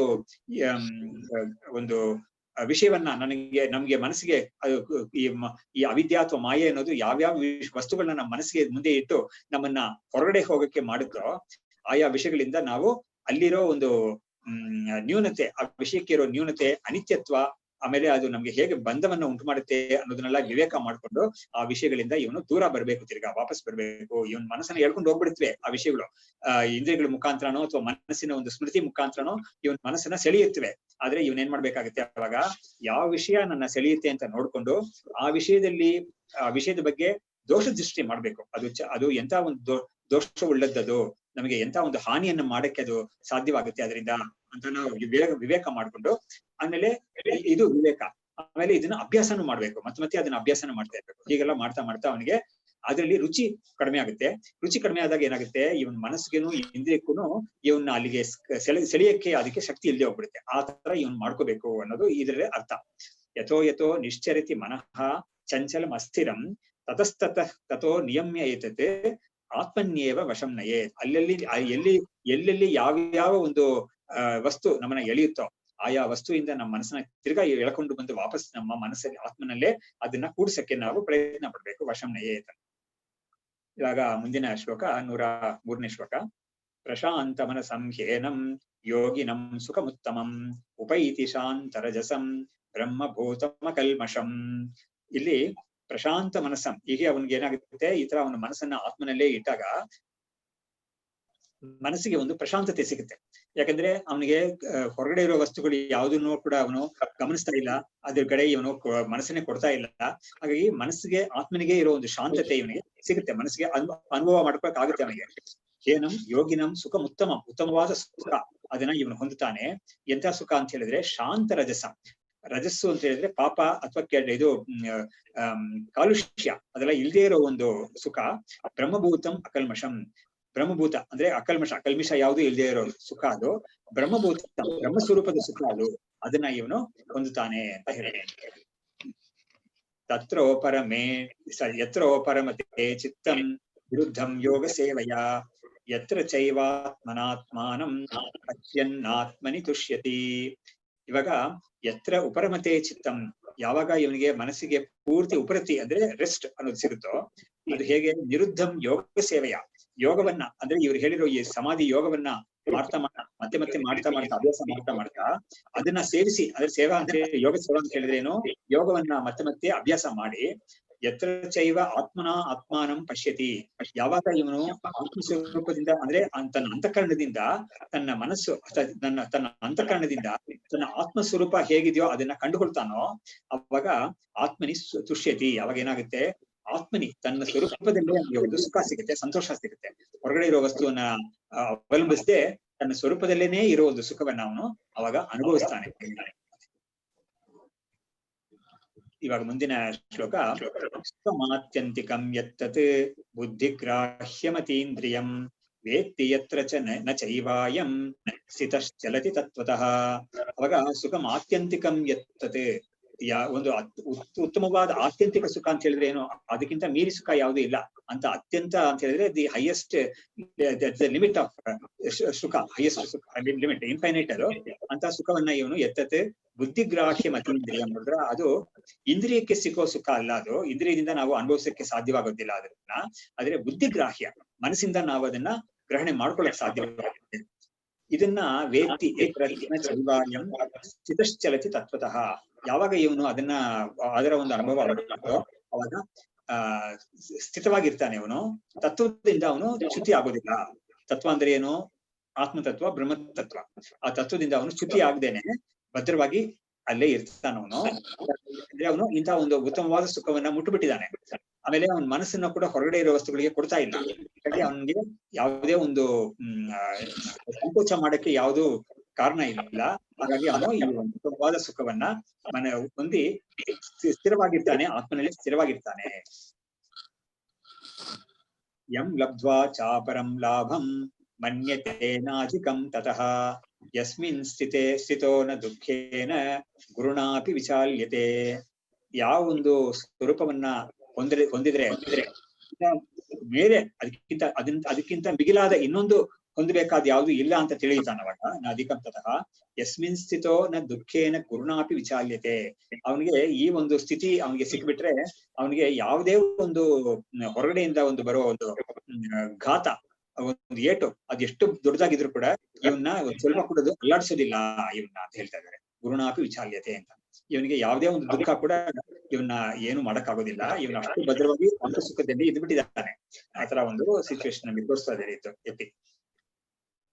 ಸಂವಿದ್ಯಾತ್ ದುಃಖ ಸಂಯೋಗ ವಿಯೋಗಂ ಯೋಗ ಸಂನಿತಂ ಸ ನಿಶ್ಚಯೇನ ಯೋಕ್ತವ್ಯೋ ಯೋಗೋ ನಿರ್ವಿಣ್ಣ ಚೇತಸ. ಈ ಒಂದು ಸುಖವನ್ನ ಸಂವಿದ್ಯ ದುಃಖ ಸಂಯೋಗ ವಿಯೋಗಂ ಯೋಗ ಸಂನಿತಂ. ಇದು ದುಃಖ ನೋಡಿ, ನಮ್ಗೆ ದುಃಖದ ಜೊತೆಗೆ ಒಂದು ಸಂಯೋಗ ಆಗಿರುತ್ತೆ. ಮುಂಚೆ ಯಾವುದೋ ಅಜ್ಞಾನ ಅವಸ್ಥೆಯಲ್ಲಿ ಇರುವಾಗ ನಾವು ಶರೀರವನ್ನೇ ಆತ್ಮ ಅಂತ ತಿಳ್ಕೊಂಡಿರುವಾಗ ಯಾವ್ಯಾವ ಒಂದು ದುಃಖಕ್ಕೆ ಕಾರಣವಾಗುತ್ತೋ ಹೊರಗಡೆಯಿಂದ ವಸ್ತುಗಳಿಂದ ಶರೀರದಿಂದ ನಮಗೆ ಆ ಒಂದು ದುಃಖದ ಜೊತೆಗೆ ಒಂದು ಸಂಯೋಗ ಬಂದಿರುತ್ತೆ, ಒಂದು ಕಾಂಟ್ಯಾಕ್ಟ್ ಬಂದಿರುತ್ತೆ. ದುಃಖದ ಜೊತೆಗೆ ಒಂದು ಕಾಂಟ್ಯಾಕ್ಟ್ ಬಂದಿರುತ್ತೆ. ಆದ್ರೆ ಈ ಯೋಗ ಏನ್ ಮಾಡುತ್ತೆ ಅಂತ ಹೇಳಿದ್ರೆ ಆ ಕಾಂಟ್ಯಾಕ್ಟ್ ನ ತುಂಡು ಮಾಡ್ಬಿಡುತ್ತೆ. ನಮ್ಗೆ ಆ ದುಃಖದ ಜೊತೆಗೆ ಒಂದು ಕಾಂಟ್ಯಾಕ್ಟ್ ಮನಸ್ಸಿಗೆ ಬರುತ್ತಲ್ಲ, ಅದನ್ನ ಇದು ತುಂಡು ಮಾಡ್ಬಿಡುತ್ತೆ. ಅಂದ್ರೆ ಇದು ಮನಸ್ಸಿಗೆ ಆತರ ಒಂದು ದುಃಖದ ಜೊತೆಗೆ ಒಂದು ಸಂಪರ್ಕವನ್ನು ಮಾಡಿಸದೆ ನೋಡ್ಕೊಡುತ್ತೆ. ಇದು ಆ ಸಂಪರ್ಕವೇ ಬರದೆ. ಅದಕ್ಕೆ ಏನ್ ಹೇಳ್ತಾ ಇದ್ದಾರೆ, ಯೋಗ ಸಂಹಿತಂ ಅಂತ. ಈ ದುಃಖದಿಂದ ಬಿಡುಗಡೆ ಅಂತ ಒಂದಿದೆಯಲ್ಲ, ಬಿಡುಗಡೆ ಅನ್ನೋದನ್ನ ಹೇಗೆ ನೀನು ಯೋಗ ಅಂತ, ಯಾಕಂದ್ರೆ ಯೋಗ ಅನ್ನೋ ಶಬ್ದಕ್ಕೆ ಸೇರುವಿಕೆ, ಕೂಡಿಸುವಿಕೆ ಅಂತ ಅರ್ಥ ಇದೆ ಸಂಸ್ಕೃತದಲ್ಲಿ. ಇವಾಗ ಇಲ್ಲಿ ಏನ್ ಹೇಳ್ತಾ ಇದ್ದಾರೆ ಈ ಶ್ಲೋಕದಲ್ಲಿ, ದುಃಖದ ಜೊತೆಗೆ ನಮ್ಗೆ ಒಂದು ಸೇರುವಿಕೆ ಕೂಡಿಕೆ ಆಗಿದೆಯಲ್ಲ, ಅದನ್ನ ಇದು ಬಿಡಿಸ್ತಾ ಇದೆ. ಅವಾಗ ಬಿಡಿಸ್ತಾ ಇರೋದನ್ನ ಒಂದು ಯೋಗ ಅಂತ ಕರಿತಾ ಇದ್ದಾರೆ. ಅದಕ್ಕೆ ಯೋಗ ಸಂಗೀತಂ ಅಂತ. ಸೊ ಬಿಡಿಸ್ತಾ ಇರೋದನ್ನ ಹೇಗ್ ನೀನ್ ಯೋಗ ಅಂತ ಹೇಳಕ್ಕಾಗುತ್ತೆ? ಯಾವ್ದೋ ಒಂದನ್ನ ಇನ್ನೊಂದ್ ಜೊತೆಗೆ ಸೇರಿಸೋದನ್ನ ಯೋಗ ಅಂತ ಹೇಳ್ತೀವಿ ನಾವು. ಆದ್ರೆ ಇದನ್ನ ನೀನ್ ಬಿಡಿಸೋತಾನೆ ಇದು ಅಲ್ಲಿಂದ, ಅದನ್ನ ಹೇಗೆ ಯೋಗ ಅಂತ ಹೇಳ್ತೀಯ ಅಂತ ಹೇಳಿದ್ರೆ ಇದಕ್ಕೆ ವಿಪರೀತ ರಕ್ಷಣೆಯಿಂದ ಈ ತರ ಒಂದು ಯೋಗ ಅಂತ ಹೆಸರು ಕೊಟ್ಟಿದ್ದಾರೆ ಅಂತ ಹೇಳಿ ಅದನ್ನ ಸಮಾಧಾನ ಮಾಡ್ತಾರೆ. ನಿಶ್ಚಯೇನ ಯೋಕ್ತವ್ಯ ಯೋಗೋ ಅನಿರ್ವಿಣ್ಣ ಚೇತಸ. ಇಂಥ ಒಂದು ಯೋಗ ಇದೆಯಲ್ಲ, ಯಾವುದು ದುಃಖದ ಜೊತೆಗೆ ನಮ್ಗೊಂದು ಸಂಯೋಗ ಬಂದ್ಬಿಟ್ಟಿದೆಯಲ್ಲ ಅನಾದಿ ಕಾಲದಿಂದ, ಅದರಿಂದ ಬಿಡಿಸೋದು ಅಂತ ಒಂದಿದೆಯಲ್ಲ, ಆ ಒಂದು ಯೋಗವನ್ನ ಒಬ್ಬ ತುಂಬಾ ದೃಢವಾಗಿ ಅದನ್ನ ಅಭ್ಯಾಸ ಮಾಡಬೇಕು. ಅನಿರ್ವಿಣ್ಣ ಚೇತಸ, ಇದೊಂದು ತುಂಬಾ ಒಳ್ಳೆ ಒಂದು ಕಂಡೀಷನ್ ಹಾಕ್ತಾ ಇದ್ದಾರೆ. ನಮ್ಗೆ ಸಾಮಾನ್ಯವಾಗಿ ಯಾವುದೇ ಒಂದು ಕೆಲಸ ಮಾಡಕ್ ಹೋಗ್ಬಿಟ್ಟು ಅದರಿಂದ ಸ್ವಲ್ಪ ಕಷ್ಟ ಬಂದ್ರೆ ನಾವ್ ಏನ್ ಮಾಡ್ಬಿಡ್ತೀವಿ, ತುಂಬಾ ಬೇಸರ ಆಗುತ್ತೆ ನಮ್ಗೆ. ಸರಿಯಪ್ಪ ಇದನ್ನ ಬಿಟ್ಬಿಡೋಣಪ್ಪ ಅಂತ ಹೇಳ್ಬಿಟ್ಟು ಬಿಟ್ಬಿಡ್ತೀವಿ ನಾವು. ಇನ್ನು ಯಾರಾದ್ರೂ ಮಾಡ್ಕೊಂಡು ಹೋಗ್ಲಿ ಅದನ್ನ, ಅಥವಾ ನಮ್ಗೆ ಇಷ್ಟೇ ನಮ್ ಕೈಲಿ ಆಗೋದು, ನಾವು ಇಷ್ಟಕ್ಕೆ ತೃಪ್ತಿ ಪಟ್ಕೊಂಡು ಸುಮ್ಮನೆ ಇದ್ಬಿಡೋಣ ಅಂತ ಹೇಳ್ಬಿಟ್ಟು ನಾವು ಕೆಲವು ಸತಿ ಬಿಟ್ಬಿಡ್ತೀವಿ ನಾವು ಅದನ್ನ. ಆದ್ರೆ ಇವನಿಗೆ ಏನಾಗುತ್ತೆ ಅಂತ ಹೇಳಿದ್ರೆ, ಇಂಥ ಒಂದು ಸಾಧಕನಿಗೆ ಇವನಿಗೆ ಅದ್ರಲ್ಲಿ ಒಂದು ಬಿಟ್ಬಿಡೋಣ ಅಂತ ಒಂದು ಮನಸ್ಸು ಬರೋದೇ ಇಲ್ಲ ಅವನಿಗೆ. ಅದ್ರಲ್ಲಿ ಒಂದು ಬೇಸರ ಆಗೋದೇ ಇಲ್ಲ ಅವನಿಗೆ. ಅದೇ ಅನಿರ್ವಿಣ್ಣ ನೋಡಿ, ನಿರ್ವಿಣ್ಣ ಅಂತ ಹೇಳಿದ್ರೆ ವೈರಾಗ್ಯ ಅಥವಾ ಅದರಲ್ಲಿ ಒಂದು ಬೇಸರ ಆಗೋದು, ಜುಗುಪ್ಸೆ ಅಂತ ಬರೋದು. ಇವನಿಗೆ ಮಾತ್ರ ಆತರ ಬರೋದೇ ಇಲ್ಲ ಅಂದ್ರೆ ಏನು, ಬರದೇ ಮಾಡ್ಕೋಬೇಕು ನೀನು ಅಂತ. ಆತರ ಒಂದು ಸಿಚುವೇಶನ್ ನಿನಗೆ ಬರದೇ ನೀನು ನೋಡ್ಕೋಬೇಕು ನಿನ್ನ ಪ್ರಯತ್ನದಿಂದ ಅಂತ. ಇದಕ್ಕೆ ನಮ್ಗೆ ಯೋಗದಲ್ಲಿ, ಪತಂಜಲಿ ಯೋಗದಲ್ಲಿ ಒಂದು ತುಂಬಾ ಚೆನ್ನಾಗಿರೋ ಒಂದು ಸೂತ್ರ ಇದೆ. ಸತು ದೀರ್ಘಕಾಲ ನೈರಂತರ್ಯ ಸತ್ಕಾರ ಸೇವಿತೋ ದೃಢಭೂಮಿಹಿ ಅಂತ ಒಂದು ಶ್ಲೋಕ ಇದೆ, ಒಂದು ಸೂತ್ರ ಇದೆ. ಅದಕ್ಕೆ ಏನರ್ಥ ಅಂತ ಹೇಳಿದ್ರೆ, ಈ ಯೋಗ ಅನ್ನೋದನ್ನ ನೋಡಿ ದೀರ್ಘಕಾಲ ಮಾಡ್ಬೇಕು. ಸುಮ್ನೆ ಏನೋ 1 ತಿಂಗಳು 2 ತಿಂಗಳು ಮಾಡ್ಬಿಟ್ಟು ಸುಮ್ನೆ ಬಿಟ್ಬಿಡೋದು ಅಂತ ಅಲ್ಲ, ದೀರ್ಘಕಾಲ. ಆಮೇಲೆ ನೈರಂತರ್ಯಣ, ನಿರಂತರವಾಗಿ ಮಾಡ್ಬೇಕು. ಇವಾಗ ಒಂದ್ಸತಿ ಮಾಡದೆ ಇನ್ನೊಂದ್ 3 ತಿಂಗಳು ಆದ್ಮೇಲೆ ಮತ್ತೆ ಸತಿ ಮಾಡ್ತೀನಿ ಅಂತ ಆತರ ನಿರಂತರವಾಗೂ ಮಾಡ್ಬೇಕು, ದೀರ್ಘಕಾಲನೂ ಮಾಡ್ಬೇಕು. ಆಮೇಲೆ 3ನೇ ಕಂಡೀಷನ್ ಏನು ಅಂತ ಹೇಳಿದ್ರೆ ಸತ್ಕಾರ ಸೇವಿತ. ಅದೇ ನನಗೆ ಇವಾಗ ಇದಕ್ಕೆ ರೆಲೆವೆಂಟ್ ಆಗಿರೋದು. ಸತ್ಕಾರ ಸೇವಿತ ಅಂತ ಹೇಳಿದ್ರೇನು, ಅದರಲ್ಲಿ ಒಂದು ರಿಯಲ್ ಇಂಟ್ರೆಸ್ಟ್ ಅಂಡ್ ಲೈಕಿಂಗ್ ಇರ್ಬೇಕು ಆ ಒಂದು ಯೋಗದಲ್ಲಿ. ಅದಿದ್ಕೊಂಡು ಅವ್ನು ಮಾಡಿದ್ರೇನೆ ಚೆನ್ನಾಗಿರುತ್ತೆ. ಅದರಿಂದನೇ ನಾವು ನೋಡ್ತೀವಿ, ಎಷ್ಟೋ ಜನ ಯಾವುದೇ ಒಂದು ಫೀಲ್ಡ್ ಅಲ್ಲಿ ಅವರು ತುಂಬಾ ಹೈ ಲೆವೆಲ್ ಆಫ್ ಸಕ್ಸಸ್ ಹೊಂದುತ್ತಾರೆ ಇದ್ಕೊಳ್ಳೋಣ. ಅದು ಮ್ಯೂಸಿಕ್ ಇರ್ಬೋದು, ಸ್ಪೋರ್ಟ್ಸ್ ಇರ್ಬೋದು, ಅಥವಾ ಅಕಾಡೆಮಿಕ್ಸ್ ಅಲ್ಲಿ ಬೇರೆ ಯಾವ್ದಾದ್ರು ಇರ್ಬೋದು, ಅದು ಏನೇ ಇರ್ಬೋದು, ಅಂತ ಒಂದು ಪರ್ಫಾರ್ಮಿಂಗ್ ಆರ್ಟ್ಸ್ ಅಲ್ಲಿ ಇರ್ಬೋದು. ಸೊ ಇದರಲ್ಲಿ ಅವರು ಹೊಂದ್ತಾರೆ ಅಂತ ಹೇಳಿದ್ರೆ, ಅವರು ಅದಕ್ಕೆ ಬೇಕಾಗಿರೋ ಒಂದು ತುಂಬಾ ಕಷ್ಟವಾದ ಸಾಧನೆಯನ್ನು ಮಾಡಿರ್ತಾರೆ. ಅವರು ಅದಕ್ಕೆ ಬೇಕಾಗಿರೋ ಒಂದು ಇನ್ಪುಟ್ಸ್ ಹಾಕಿರ್ತಾರೆ. ಎಲ್ಲದಕ್ಕಿಂತ ದೊಡ್ಡದಾಗಿ ಅವ್ರಿಗೆ ಆ ಗುರಿ ಮೇಲೆ ತುಂಬಾ ಒಂದು ಕಿಚ್ಚು ಇರುತ್ತೆ ಅವ್ರಿಗೆ. ಅದ್ರ ಮೇಲೆ ಅಷ್ಟೊಂದು ಒಂದು ಹುಚ್ಚು ಬಂದ್ಬಿಟ್ಟು, ಹುಚ್ಚು ಏನದು ಇಷ್ಟೊಂದು ಹುಚ್ಚ ನಿನಗೆ ಇದರಲ್ಲಿ ಅಂತ ನಾವು ಲೋಕದಲ್ಲಿ ಕೂಡ ಈ ತರ ಮಾತು ಕೇಳ್ತೀವಿ ನಾವು. ಆದ್ರೆ ಅವನಂತೂ ಹಾಗೆ ಹುಚ್ಚಾಗಿರ್ತಾನ. ಅವ್ನು ಯಾರು ಏನ್ ಹೇಳಿದ್ರು ಕೂಡ ಅವ್ನಿಗೆ ಕೇರ್ ಮಾಡಲ್ಲ. ಅವನು ಇದೇ ನನ್ಗೆ ಬೇಕಾಗಿರೋದು ಅಂತ ಹೇಳ್ಬಿಟ್ಟು ಅದನ್ನ ಏನೇ ಮಾಡಿ ಅದನ್ನ ಹೊಂದುತ್ತೀನಿ ನಾನು ಅಂತ ಹೋಗ್ತಾನೆ. ಅದೇ ಇಲ್ಲಿ ಹೇಳ್ತಾ ಇರೋದು ಸತ್ಕಾರ ಸೇವಿತ ಅಂತ ಆ ಸೂತ್ರದಲ್ಲಿ. ಇಲ್ಲಿ ಯೋಗೋ ಅನಿರ್ವಿಣ್ಣ ಚೇತಸ, ಇದರಲ್ಲಿ ನಿರ್ವಿಣ್ಣ ಅಂತ ಹೇಳಿದ್ರೆ ಇವನಿಗೆ ಅದರಲ್ಲಿ ಲ್ಯಾಕ್ ಆಫ್ ಎಂಥೂಸಿಯಾಸಮ್ ಅದೆಲ್ಲ ಬರದೇ ಇವನು ನೋಡ್ಕೊಂಡು ಇದನ್ನ ಅವನು ಸಾಧನೆ ಮಾಡಿ ಅದನ್ನ ಹೊಂದಬೇಕು ಇವನು ಅಂತ ಹೇಳ್ತಾರೆ. ಇವಾಗ ಮುಂದಿನ ಶ್ಲೋಕದಲ್ಲಿ ಇದು ಕೂಡ ಗೀತೆಯಲ್ಲಿ ಬರೋದೇನೆ.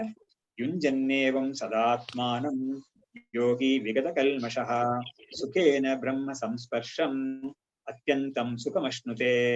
ಇವಾಗ ಯುಂಜನ್ನೇವಂ, ಹೀಗೆ ಅವನು ತನ್ನನ್ನ ಆತ್ಮ ಸಾಧನೆಯಲ್ಲಿ ತೊಡಗಿಸ್ಕೊಂಡು ಸದಾ ಆತ್ಮಾನಂ ಯೋಗಿ ವಿಗತ ಕಲ್ಮಷಃ, ಈ ಯೋಗಿ ಆದವನು ಯಾವಾಗ್ಲೂ ಈ ಆತ್ಮನನ್ನ ಅಂದ್ರೆ ಇವನ ಅಂತಃಕರಣವನ್ನ ಶುದ್ಧ ಆತ್ಮಸ್ವರೂಪದ ಜೊತೆಗೆ ಒಂದು ಸೇರಿಸ್ತಾನೆ ಇದ್ಕೊಂಡು ಇವ್ ವಿಗತ ಕಲ್ಮಷಃ, ಅವನಿಗೆ ಯಾವ ಒಂದು ಕಲ್ಮಷವೂ ಅವನಿಗೆ ಇವಾಗಿಲ್ಲ, ಅಷ್ಟೊಂದು ಶುದ್ಧವಾಗ್ಬಿಟ್ಟಿದ್ದಾನೆ ಅವನು, ಎಲ್ಲಾ ಕಲ್ಮಷಗಳಿಂದ ದೂರ ಇದ್ದಾನೆ ಇವಾಗ. ಸುಖೇನ ಬ್ರಹ್ಮ ಸಂಸ್ಪರ್ಶಂ ಅತ್ಯಂತಂ ಸುಖಮಶ್ನುತೆ. ಸುಖೇನೆ ಅಂತ ಹೇಳಿದ್ರೆ ತುಂಬಾ ಸುಲಭವಾಗಿ, ಯಾಕಂದ್ರೆ ಆ ಒಂದು ಲೆವೆಲ್ ಮುಟ್ಟಿದ ಮೇಲೆ ಅವನಿಗೆ ಅದು ಮುಟ್ಟೋ ತನಕ ತುಂಬಾ ಕಷ್ಟ ಇರುತ್ತೆ, ಆಮೇಲೆ ಸುಖಾನೆ. ಇವಾಗ ಈ ಮ್ಯೂಸಿಕ್ ಪರ್ಫಾರ್ಮರ್ಸ್ ಕೂಡ ಅಷ್ಟೇನೆ, ಅವರು ಸುಮಾರು ಒಂದು 10 ವರ್ಷ 5 ವರ್ಷ ಅಥವಾ 10 ವರ್ಷ 20 ವರ್ಷ ತುಂಬಾ ಚೆನ್ನಾಗಿ ಸಾಧನೆ ಮಾಡ್ತಾರೆ. ಆದ್ರೆ ಒಂದು ಲೆವೆಲ್ ಹೈ ಲೆವೆಲ್ ಮುಟ್ಟಿದ ಮೇಲೆ ಆಮೇಲೆ ಅವರಿಗೆ ಅದು ಅನಾಯಾಸ. ಅದು ಯಾವ ಕಚೇರಿ ಕರೆದ್ರು ಹೋಗ್ತಾರೆ, ಯಾವ ಕೃತಿನ್ ಬೇಕಾದ್ರೆ ಅವ್ರಿಗೆ ಅರ್ಧ ಗಂಟೆನೋ 2 ಗಂಟೆನೋ ಅಥವಾ ಎಷ್ಟು ಬೇಕಾದ್ರೆ ಆಡಕ್ ಬರುತ್ತೆ ಅವ್ರಿಗೆ, ಆತರ ಸ್ಟೇಟ್ ಹೊಂದ್ಬಿಡ್ತಾರೆ. So only in the beginning and in the on the path on the way difficulty ಇರುತ್ತೆ, ಬಟ್ ಅದೆಲ್ಲ ದಾಟಿ ಬಂದ್ಮೇಲೆ ಅದು ಅನಾಯಾಸವಾಗಿರುತ್ತೆ ಅವರಿಗೆ ಅಂತ. ಸೊ ಯುಂಜನ್ನೇವಂ ಸದಾತ್ಮಾನಂ ಯೋಗಿ ವಿಗತ ಕಲ್ಮಷಃ ಸುಖೇನ, ಅದೇ ತುಂಬಾ ಸುಲಭವಾಗಿ ಅಂದ್ರೆ ಯಾವುದೇ ಎಫರ್ಟ್ಲೆಸ್ಲಿ, ಅದೇ ಸುಖ ಅಂದ್ರೆ ಎಫರ್ಟ್ಲೆಸ್ಲಿ ಬ್ರಹ್ಮ ಸಂಸ್ಪರ್ಶಂ ಅತ್ಯಂತಂ ಸುಖಮಶ್ನುತೆ. ಬ್ರಹ್ಮ ಸಂಸ್ಪರ್ಶ ನೋಡಿ, ಸ್ಪರ್ಶ ಅಂತ ಹೇಳಿದ್ರೆ ಏನು, ಮುಟ್ಟೋದು. ಇಲ್ಲಿ ಸಂಸ್ಪರ್ಶ ಅಂತ ಹೇಳಿದ್ರೆ ಬ್ರಹ್ಮ ಸಂಸ್ಪರ್ಶ ಅಂತ ಹೇಳಿದ್ರೆ ಬ್ರಹ್ಮವನ್ನ ಕೈಯಲ್ಲಿಂದ ಮುಟ್ಟಕ್ಕಾಗಲ್ಲ, ಏನಿಲ್ಲ. ಆದ್ರೆ ಇವನ್ ಏನ್ ಮಾಡಿರ್ತಾನೆ, ಅಂತಃಕರಣವನ್ನ ಬ್ರಹ್ಮಮಯವಾಗಿ ಮಾಡ್ಕೊಂಡ್ಬಿಟ್ಟಿರ್ತಾನೆ. ಅವಾಗ ಏನಾಯ್ತು, ಇವನು ಬ್ರಹ್ಮವನ್ನ ಮುಟ್ತಾ ಇದ್ದಾನೆ ಅಂತ ಹೇಳೋದು ಕೂಡ ಅಷ್ಟೊಂದು ಸರಿಯಾದ ಬರಲ್ಲ ಅದು, ಯಾಕಂದ್ರೆ ಇವನು ಅದು ಎರಡನೇ ವಸ್ತುವೇ ಅಲ್ಲ, ಅದು ಇವನಿಗೆ ಆತರ ಒಂದೇ ಆಗ್ಬಿಟ್ಟಿದ್ದಾನೆ ಇವನು. ಸೊ ಹಾಗಾಗಿ ಬ್ರಹ್ಮ ಸಂಸ್ಪರ್ಶಂ ಆದ್ರೂ ಕೂಡ ಶಬ್ದದ ಒಂದು ಮರ್ಯಾದೆಯಿಂದ ಈ ತರ ಹೇಳ್ಬೇಕಾಗಿದೆ. ಬ್ರಹ್ಮ ಸಂಸ್ಪರ್ಶಂ ಅತ್ಯಂತಂ ಸುಖಮಶ್ನುತೆ, ಇವನು ಈ ಬ್ರಹ್ಮದ ಒಂದು ಅನುಭವದಿಂದ ಅಂದ ಉತ್ತಮವಾದ ಸುಖವನ್ನ ಇವನು, ಅದಕ್ಕೆ ಲಿಮಿಟ್ಲೆಸ್, ಅದಕ್ಕೆ ಯಾವುದೇ ಒಂದು ಕೊರತೆನೂ ಇಲ್ಲದೆ, ಅದಕ್ಕೆ ಒಂದು ಮುಕ್ತಾಯನೂ ಇಲ್ಲದೆ ಆ ಒಂದು ಸುಖವನ್ನ ಇವನು ಹೊಂದುತ್ತಾನೆ ಅಂತ ಗೀತೆಯಲ್ಲಿ ಇಷ್ಟೊಂದು ಶ್ಲೋಕಗಳೆಲ್ಲ ಹೇಳಿ ಇವರು ಮುಗಿಸಿದ್ರು. ಇನ್ನು ಮುಂದಕ್ಕೆ ಇದನ್ನ ಹೇಳಕ್ಕೆ ಒಂದೆರಡು ವಿಷಯಗಳು ಹೇಳ್ತಾರೆ ಅವರು ನೋಡಿ, ತುಂಬಾ ಇಂಟ್ರೆಸ್ಟಿಂಗ್ ಆಗಿದೆ ಇದು. ಉತ್ಸೇಕ ಉದಧೇರ್ ಯದ್ವತ್ ಕುಶಾಗ್ರೇಣೈಕ ಬಿಂದುನಾ ಮನಸೋ ನಿಗ್ರಹಸ್ತದ್ವತ್ ಭವೇದ್ ಅಪರಿಖೇದತಃ. ಈ ಮನಸ್ಸನ್ನ ನಾವು ಅನಿರ್ವಿಣ್ಣ ಚೇತಸ ಅಂತ ಹಿಂದೆ ಹೇಳಿದ್ರಲ್ಲ 7ನೇ ಶ್ಲೋಕದಲ್ಲಿ, 107ನೇ ಶ್ಲೋಕದಲ್ಲಿ, ಒಂದ್ ಸ್ವಲ್ಪ ಕೂಡ ಬೇಸರ ಇಲ್ದೇನೆ ಅದನ್ನ ಮಾಡ್ತಾ ಇರ್ಬೇಕು ಅಂತ. ಅದಕ್ಕೆ ಒಂದು ಸಣ್ಣ ಒಂದು ಕಥೆ ಇದೆ, ಆ ಕಥೆಯನ್ನು ಶಾಸ್ತ್ರದಲ್ಲಿ ಇದೆ, ಆ ಕಥೆಯನ್ನು ಸಂಗ್ರಹ ಮಾಡಿ ಒಂದು ಶ್ಲೋಕ ಇದೆ ನೋಡಿ. ಉತ್ಸೇಕ ಉದಧೇರ್ ಯದ್ವತೆ, ಇದಕ್ಕೆ ಕಥೆ ಏನು ಅಂತ ಅದನ್ನ ಹೇಳ್ತೀನಿ. ಇದು ಶಾಸ್ತ್ರದಲ್ಲಿ ತುಂಬಾ ಕಾಲದಿಂದಲೇ ಬಂದಿದೆ. ಅದು ಯಾರು ಇದನ್ನ ಬರೆದ್ರು ಈ ಕಥೆ ನಮ್ಗೆ ಗೊತ್ತಿಲ್ಲ, ಒಂದ್ಸಲ ಯಾವ್ದಾದ್ರು ಪುರಾಣದಲ್ಲಿ ಇರಬೇಕು, ಅದನ್ನ ತಗೊಂಡಿದ್ದಾರೆ ಶಾಸ್ತ್ರಕಾರರು. ಏನು ಅಂದ್ರೆ, ಒಂದು ಟಿಟ್ಟಿಬ್ಬ ಅಂತ ಒಂದು ಹಕ್ಕಿ, ತುಂಬಾ ಸಣ್ಣ ಹಕ್ಕಿ ಅದು. ಯಾವುದು ನಮ್ಮ ಇದಿದೆಯಲ್ಲ, ಯಾವುದು ಗುಬ್ಬಚ್ಚಿ ಅಂತ ಹೇಳ್ತೀವಲ್ಲ ನಾವು, ಅಷ್ಟೇ ಸೈಜ್ ಇರುತ್ತೆ, ಅದು ತುಂಬಾ ಚಿಕ್ಕದದು, ಅದಕ್ಕಿಂತ ಚಿಕ್ಕದು ಅಂತ ಕೂಡ ಹೇಳ್ಬೋದು ಬೇಕಾದ್ರೆ. ಆ ಪಕ್ಷಿ ಏನ್ ಮಾಡಿರುತ್ತೆ, ಒಂದು ಮರದಲ್ಲೋ ಒಂದು ಗಿಡದಲ್ಲೋ ಒಂದು ಗೂಡು ಕಟ್ಟಿರುತ್ತೆ, ಅದರಲ್ಲಿ ಮೊಟ್ಟೆ ಹಾಕಿರುತ್ತೆ, ಒಂದು 5-6 ಮೊಟ್ಟೆ ಹಾಕಿರುತ್ತೆ. ಅದು ಹಾಕಿದ್ದು ಎಲ್ಲೋ ಹೊರಗಡೆ ಹೋಗಿದ್ದ ಸಮಯದಲ್ಲಿ ಈ ಗಿಡದ ಪಕ್ಕದಲ್ಲಿ ಸಮುದ್ರ ಇರುತ್ತೆ, ಆ ಸಮುದ್ರದ ಅಲೆ ಜೋರಾಗಿ ಬಂದು ಈ ಗಿಡವನ್ನೆಲ್ಲ ಪೂರ್ತಿ ಹಂಗೆ ಎಳ್ಕೊಂಡು ಹೋಗ್ಬಿಟ್ಟಿರುತ್ತೆ ಸಮುದ್ರಕ್ಕೆ. ಅವಾಗ ಏನಾಯ್ತು, ಈ ಹಕ್ಕಿ ಬಂದು ನೋಡುತ್ತೆ, ಅಯ್ಯೋ ಇದೆಲ್ಲ ಮೊಟ್ಟೆ ಎಲ್ಲ ಹೊಟ್ಟೋಯ್ತಲ್ಲ, ನನ್ನ ಮರಿಗಳೆಲ್ಲ ಏನಾಯ್ತು ಅಂತ ಹೇಳ್ಬಿಟ್ಟು ಪಾಪ ತುಂಬಾ ದುಃಖದಿಂದ ಅದಕ್ಕೆ ಗೊತ್ತಾಗುತ್ತೆ ಇದು ಸಮುದ್ರಕ್ಕೆ ಹೋಗಿದೆ ಅಂತ. ಅವಾಗ ಈ ಒಂದು ಇದೇನ್ ಮಾಡುತ್ತೆ, ಸರಿ ಸಮುದ್ರದಿಂದ ನಾನು ಇದನ್ನ ಹೇಗಾದ್ರೂ ನನ್ನ ಮೊಟ್ಟೆಗಳನ್ನ ನಾನು ಇದು ಮಾಡ್ತೀನಿ, ನಾನು ರಿಕವರ್ ಮಾಡ್ತೀನಿ, ನಾನು ವಾಪಸ್ ತಗೊಳ್ತೀನಿ ಅಂತ ಹೇಳ್ಬಿಟ್ಟು ಏನ್ ಮಾಡುತ್ತೆ, ತನ್ನ ಒಂದು ಚುಂಚು ಅಂತ ಇದೆಯಲ್ಲ ಅದರಿಂದ ಒಂದೊಂದು ತೊಟ್ಟು ನೀರು ಅಷ್ಟೇನೆ ಅದಕ್ಕೆ ತಗೊಳಕ್ಕಾಗೋದು, ಈ ಸಮುದ್ರವನ್ನೇ ನಾನು ಒಣಗಿಸ್ಬಿಡ್ತೀನಿ ಅಂತ ಹೇಳ್ಬಿಟ್ಟು ಆ ಒಂದೊಂದು ತೊಟ್ಟು ನೀರ್ನ ತನ್ನ ಇದರಿಂದ ತೆಗೆದೋದು ಈ ಕಡೆ ಹಾಕೋದು, ತೆಗೆಯೋದು ಈ ಕಡೆ ಹಾಕೋದು. ಇದೆಷ್ಟು ಶ್ರದ್ಧೆಯಿಂದ ಇದನ್ನ ಮಾಡೋದನ್ನ ನೋಡ್ಬಿಟ್ಟು ಈ ಕಥೆಯಲ್ಲಿ ಬರೋದು ಏನು ಅಂತ ಹೇಳಿದ್ರೆ, ನಾರದರು ಇದನ್ನ ನೋಡ್ಬಿಟ್ಟು ಗರುಡನ್ಗೆ ಹೇಳ್ತಾರೆ, ನೋಡು ಇದು ಎಷ್ಟೊಂದು ಕಷ್ಟಪಟ್ಟು ಇದೆ ತನ್ನ ಮರಿಗಳನ್ನ ವಾಪಸ್ ತಗೊಳಕ್ಕೆ ನೋಡ್ತಾ ಇದೆಯಲ್ಲ, ಸಮುದ್ರವನ್ನ ಇದು ಶೋಷಣೆ ಮಾಡ್ಬೇಕು ಅಂತ ನೋಡ್ತಾ ಇದೆಯಲ್ಲ, ಇದಕ್ಕೆ ನೀನ್ ಹೆಲ್ಪ್ ಮಾಡ್ಬೇಕು ಅಂತ ಹೇಳಿದಾಗ ಇದರ ಒಂದು ಶ್ರದ್ಧೆ, ಇದರ ಒಂದು ತನ್ಮಯತೆ ಅದನ್ನ ನೋಡಿ ಈ ಗರುಡ ಏನ್ ಮಾಡ್ತಾನೆ, ಅವನು ತುಂಬಾ ವಿಶ್ವರೂಪ ತಗೊಂಡು ಅವನ ಒಂದು ದೊಡ್ಡ ರೆಕ್ಕೆಗಳಿಂದ ಈ ಸಮುದ್ರ ಜಲದಿಂದ ಕೇಳ್ತಾನೆ ಮೊದಲು, ಇದನ್ನ ನೀನು ವಾಪಸ್ ಕೊಟ್ಬಿಡಿ ಇದಕ್ಕೆ ಅಂತ ಕೇಳ್ತಾನೆ. ಅವಾಗ ಅವನು ಸಮುದ್ರ ಕೊಡಲ್ಲ ಅಂತ ಹೇಳಿದಾಗ ಇದು ಏನ್ ಮಾಡುತ್ತೆ, ತನ್ನ ಒಂದು ರೆಕ್ಕೆಯಿಂದ ಜೋರಾಗಿ ಪಟ ಪಟ ಪಟ ಅಂತ ಹೊಡೆದು ಅದನ್ನ ಸಮುದ್ರಕ್ಕೆ ದೊಡ್ಡ ಒಂದು ಕಲ್ಲೋಲ ಮಾಡಿಸ್ಬಿಡ್ತೆ ಅದು. ಆಮೇಲೆ ಏನ್ ಮಾಡ್ತಾನೆ, ಈ ಸಮುದ್ರ ಈ ಮೊಟ್ಟೆಗಳನ್ನ ಅವನು ವಾಪಸ್ ಕೊಟ್ಬಿಡ್ತಾನೆ ಅಂತ ಈ ಕಥೆ ಇದೆ. ಬಟ್ ಇದ್ರಲ್ಲಿ ಏನು ನಾವು ನೋಡ್ಬೇಕು ಅಂತ ಹೇಳಿದ್ರೆ, ಈ ಒಂದು ತದೇಕ ಪರತೆ, ಒಂದು ತನ್ಮಯತೆ, ಆಮೇಲೆ ಆ ಗುರಿ ಇದೆಯಲ್ಲ, ಆ ಗುರಿ ಅನ್ನೋದು ಸರಿಯಾದ ಗುರಿ ಆಗಿರ್ಬೇಕು. ಅದು ಇದೇನೋ ಒಂದು ತೊಂದರೆ ಕೊಡ್ಬೇಕು ಯಾರಿಗೋ ಅಂತಾನೋ, ಮೋಸ ಮಾಡ್ಬೇಕು ಯಾರಿಗೋ ಅಂತಾನೋ ಮಾಡ್ತಾ ಇಲ್ಲ ಈ ಗುಬ್ಬಚ್ಚಿ, ಈ ಸಣ್ಣ ಹಕ್ಕಿ ತನ್ನ ಒಂದು ನಷ್ಟವಾದ ಮೊಟ್ಟೆಗಳನ್ನ ವಾಪಸ್ ತಗೊಳಕ್ಕೆ ಪ್ರಯತ್ನ ಮಾಡ್ತಾ ಇದೆ. ಇಂಥ ಒಂದು ಪ್ರಯತ್ನ ನಾವು ಏನಾದ್ರೂ ಈ ವಿಷಯದಲ್ಲಿ ಯಾವುದೇ ಇಂಥ ಒಂದು ಅಧ್ಯಾತ್ಮ ವಿಷಯದಲ್ಲಿ ನಾವು ಮಾಡಿದ್ದೆ ಆದ್ರೆ ನಮ್ಗೆ ದೈವ ಶಕ್ತಿ ನಮ್ಗೆ ಸಿಗುತ್ತೆ ನಮ್ಗೆ ಅನ್ನೋದಕ್ಕೇನೆ ಈ ನಾರದರು ಬಂದು ಕೇಳೋದು, ಆಮೇಲೆ ಇವ್ರಿಗೆ ಗರುಡನಿಗೆ ಹೇಳೋದು, ಗರುಡ ಈ ತರ ಒಂದು ಹೆಲ್ಪ್ ಮಾಡೋದು, ಇದಕ್ಕೆ ಸಹಾಯ ಮಾಡೋದು, ಇಂಥದ್ದೆಲ್ಲ ಬರುತ್ತೆ. ಅವಾಗ ನಾವು ಈ ಒಂದು ನಮ್ಮ ಪ್ರಯತ್ನ ಸರಿಯಾದ ಗುರಿಯನ್ನು ನೋಡಿ ಪ್ರಯತ್ನ ಇದ್ರೆ, ಸರಿಯಾದ ರೀತಿಯಲ್ಲಿ ನಮ್ಮ ಪ್ರಯತ್ನ ಇದ್ರೆ ನಮ್ಗೆ ಶಕ್ತಿ ಹೊರಗಡೆಯಿಂದ ಬರುತ್ತೆ, ನಮ್ಗೆ ದೈವಶಕ್ತಿ ಬರುತ್ತೆ ಅನ್ನೋದನ್ನ ಕೂಡ ತೋರಿಸುತ್ತೆ ಇದು. ಆದ್ರೆ ಪ್ರಯತ್ನ ಅನ್ನೋದು ಮಾತ್ರ ನಮ್ ಕಡೆಯಿಂದ ಅಷ್ಟೊಂದು ತೀವ್ರವಾಗಿರ್ಬೇಕು. ಅದರಿಂದಲೇ ಅವನು ನಾರದ ನೋಡ್ಬಿಟ್ಟು ಇದ್ರ ಮೇಲೆ ಒಂದು ಕಳಕಳಿಯಿಂದ ಗರುಡನ್ಗೆ ಹೇಳಿ ಇದೆಲ್ಲ ಮಾಡಿಸಿತ್ತು. ಸೊ ಈ ಕಥೆ ನಾವು ಹೇಳ್ತಾ ಇರೋದನ್ನ, ಅದಕ್ಕೆ ಇವರು ಇದನ್ನ ಈ ಶ್ಲೋಕ ಇದ್ರಲ್ಲಿ ಕೂಡ ಬರುತ್ತೆ, ಯಾವ್ದು ಗೌಡಪಾದ ಕಾರಿಕೆಯಲ್ಲಿ ಕೂಡ ಬರುತ್ತೆ ಇದು. ಯಾವ್ದು ಉತ್ಸೇಕ ಉದಧೇರ್ಯದ್ವತೆ ಕುಶಾಗ್ರ ಅಂದ್ರೆ ನೋಡಿ, ಕುಶಾಗ್ರ ಅಂದ್ರೆ ಈ ದರ್ಬೆ ಇದೆಯಲ್ಲ ಅದರ ಒಂದು ತುದಿ, ಆ ದರ್ಬೆ ತುದಿಗೆ ಎಷ್ಟು ಮಾತ್ರ ನೀರು ಸಿಕ್ಕೋದು. ಸೊ ಒಬ್ಬ ದರ್ಬೆ ತುದಿ ಇಟ್ಕೊಂಡು ನೀರಲ್ಲಿ ಅದ್ದೋದು, ಆ ನೀರ್ನ ಈ ಕಡೆ ಉದುರಿಸೋದು, ತಿರ್ಗಾ ಈ ದರ್ಬೆ ತುದಿಯನ್ನು ನೀರಲ್ಲಿ ಅದ್ದೋದು, ಅದನ್ನ ತಿರ್ಗಾ ಆಚೆ ಈ ಕಡೆ ಸೇರಿಸೋದು.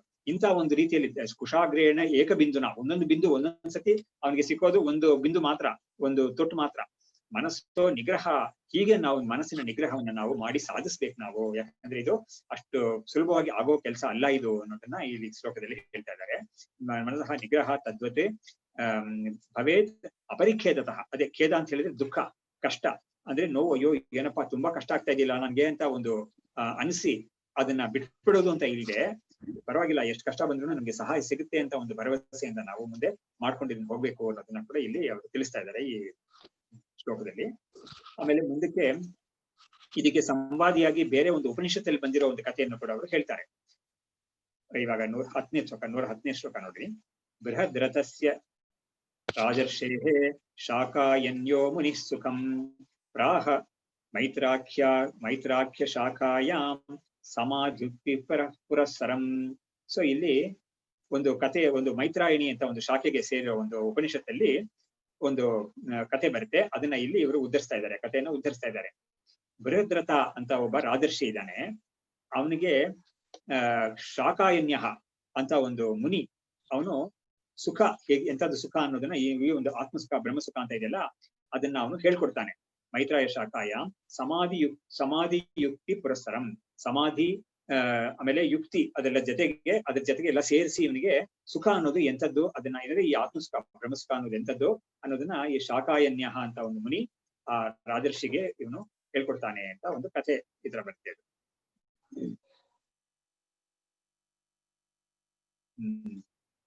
ಅದೇ ಶಾಕಾಯನ್ಯ ಸಮಾಧಿ ಸ್ವಶಿಷ್ಯತ್ವೇನ ಉಪನ್ನಸ್ಯ ಬೃಹದ್ರಥಾಖ್ಯಸ್ಯ. ಸೊ ಶಾಕಾಯನ್ಯ ಅನ್ನೋನು ಗುರು, ಬೃಹದ್ರಥ ಅನ್ನೋನು ಶಿಷ್ಯ.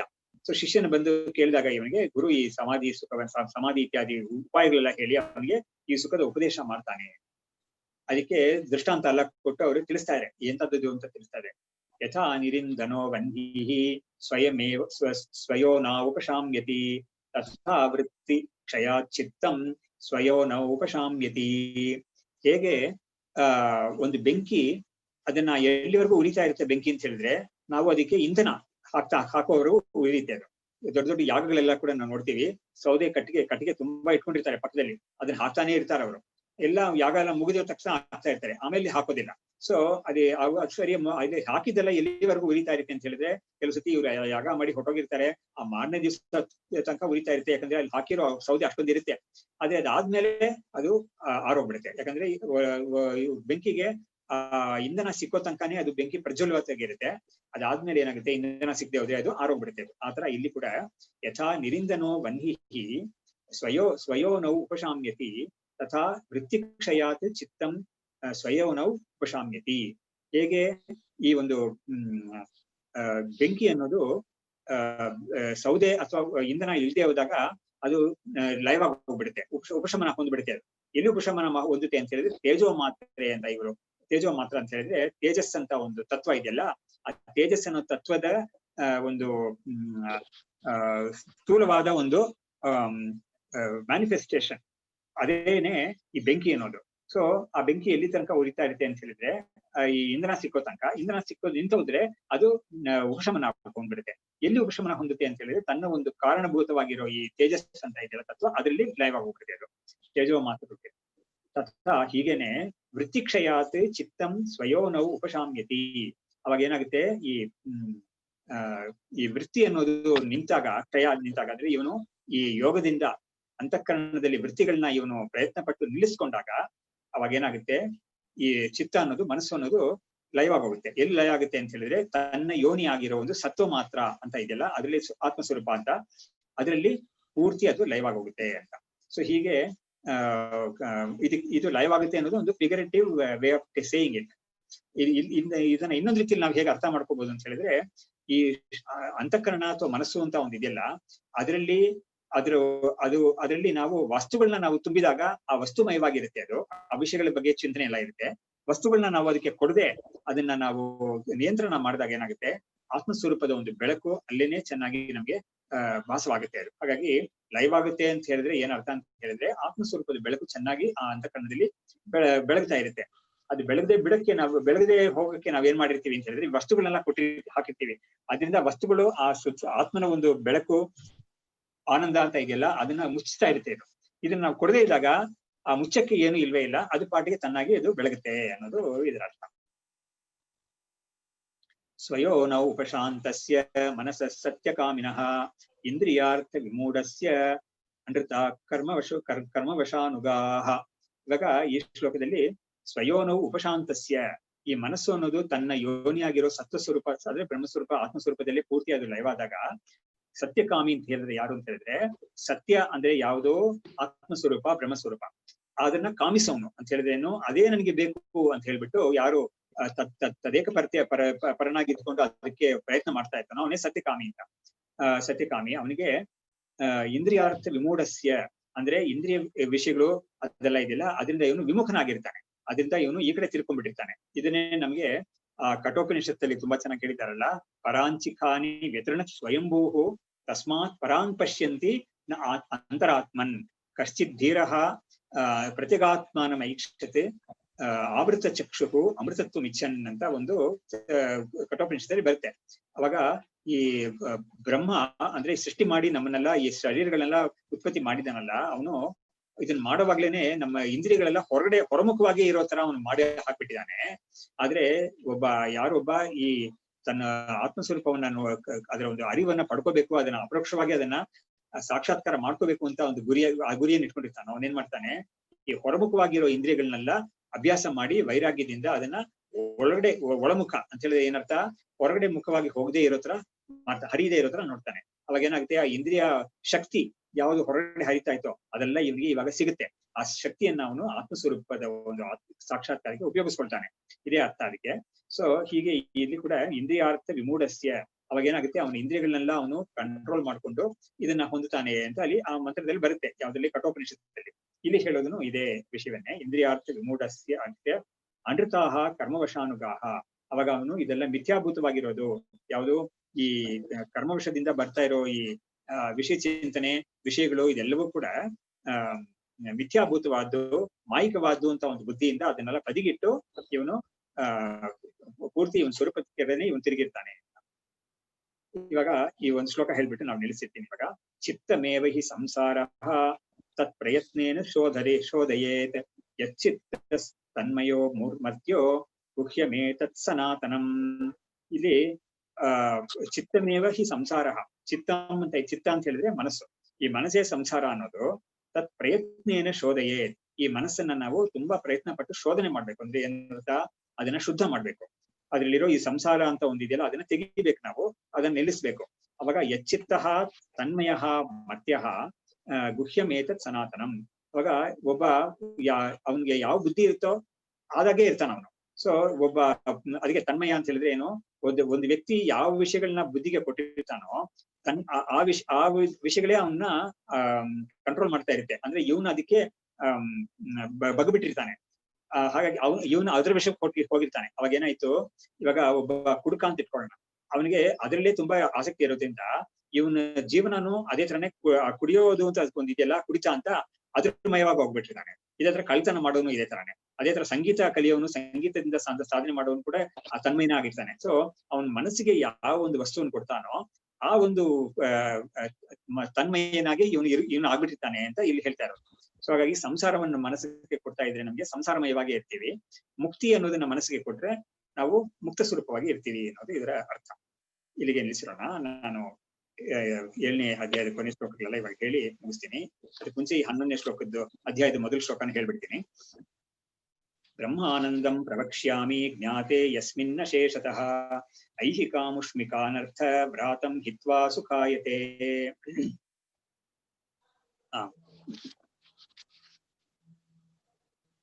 ಕೃತಕೃತ್ಯತಯಾ ತೃಪ್ತಃ ಪ್ರಾಪ್ಯತಯಾ ಪುನಃ ತೃಪ್ಯನ್ನೇವಂ ಸ್ವಮನಸಾ ಮನ್ಯತೆ ಸೌ ನಿರಂತರಂ. ಧನ್ಯೋಹಂ ನಿತ್ಯಂ ಸ್ವಾತ್ಮಾನಮಂಜಸಾ ವೇದ್ಮಿ. ಧನ್ಯೋಹಂ ಬ್ರಹ್ಮಾನಂದೋ ವಿಭಾತಿ ಮೇ ಸ್ಪಷ್ಟಂ. ಧನ್ಯೋಹಂ ದುಃಖಂ ಸಾಂಸಾರಿಕಂ ನ ವೀಕ್ಷ್ಯೇದ್ಯ. ಧನ್ಯೋಹಂ ಸ್ವಸ್ಯ ಅಜ್ಞಾನಂ ಪಲಾಯಿತಂ ಕ್ವಾಪಿ. ಧನ್ಯೋಹಂ ಕರ್ತವ್ಯಂ ಮೇನ ವಿದ್ಯತೆ ಕಿಂಚಿತ್. ಧನ್ಯೋಹಂ ಪ್ರಾಪ್ತವ್ಯಂ ಸರ್ವಮದ್ಯ ಸಂಪನ್ನಂ. ಧನ್ಯೋಹಂ ತೃಪ್ತೇರ್ಮೇ ಕೋಪಮಾ ಭವೇಲ್ಲೋಕೆ. ಧನ್ಯೋಹಂ ಧನ್ಯಃ ಪುನಃ ಪುನರ್ಧನ್ಯಃ. ಅಹೋ ಪುಣ್ಯಂ ಫಲಿತಂ ದೃಢಂ. ಅಸ್ಯ ಪುಣ್ಯಸ್ಯ ಸಂಪತ್ತೇಃ ಅಹೋ ವಯಂ. ಅಹೋ ಶಾಸ್ತ್ರಂ ಅಹೋ ಗುರುಃ. ಅಹೋ ಜ್ಞಾನಂ ಅಹೋ ಸುಖಂ. ತೃಪ್ತಿದೀಪಮಿಮಂ ನಿತ್ಯಂ ಯೇನು ಸಂದಧತೆ ಬುಧಾಃ. ಬ್ರಹ್ಮಾನಂದೇ ನಿಮಜ್ಜಂತಃ ತೇ ತೃಪ್ಯಂತಿ ನಿರಂತರಂ. ನಮಃ ಶ್ರೀ ಶಂಕರಾನಂದ ಗುರುಪಾದಾಂಬುಜನ್ಮನೆ ಸವಿಲಾಸ ಮಹಾಮೋಹ ಗ್ರಾಸೈಕ ಕರ್ಮಣೆ. ತತ್ಪಾದಾಂಬುರುಹದ್ವಂದ್ವ ಸೇವಾ ನಿರ್ಮಲ ಚೇತಸಾಂ. ಸುಖಬೋಧಾಯ ತತ್ವಸ್ಯ ವಿವೇಕೋಯಂ ವಿಧೀಯತೆ. ಶ್ರುತಿಸ್ಮೃತಿ ಪುರಾಣಾನಾಂ ಆಲಯಂ ಕರುಣಾಲಯಂ ನಮಾಮಿ ಭಗವತ್ಪಾದಂ ಶಂಕರಂ ಲೋಕಶಂಕರಂ. ವಿದ್ಯಾವಿನಯ ಸಂಪನ್ನಂ वीतरागं ವಿವೇಕಿನಂ ವಂದೇ ವೇದಾಂತ ತತ್ವಜ್ಞಂ ವಿದುಶೇಖರ ಭಾರತೀಂ. ಓಂ ತತ್ಸತ್.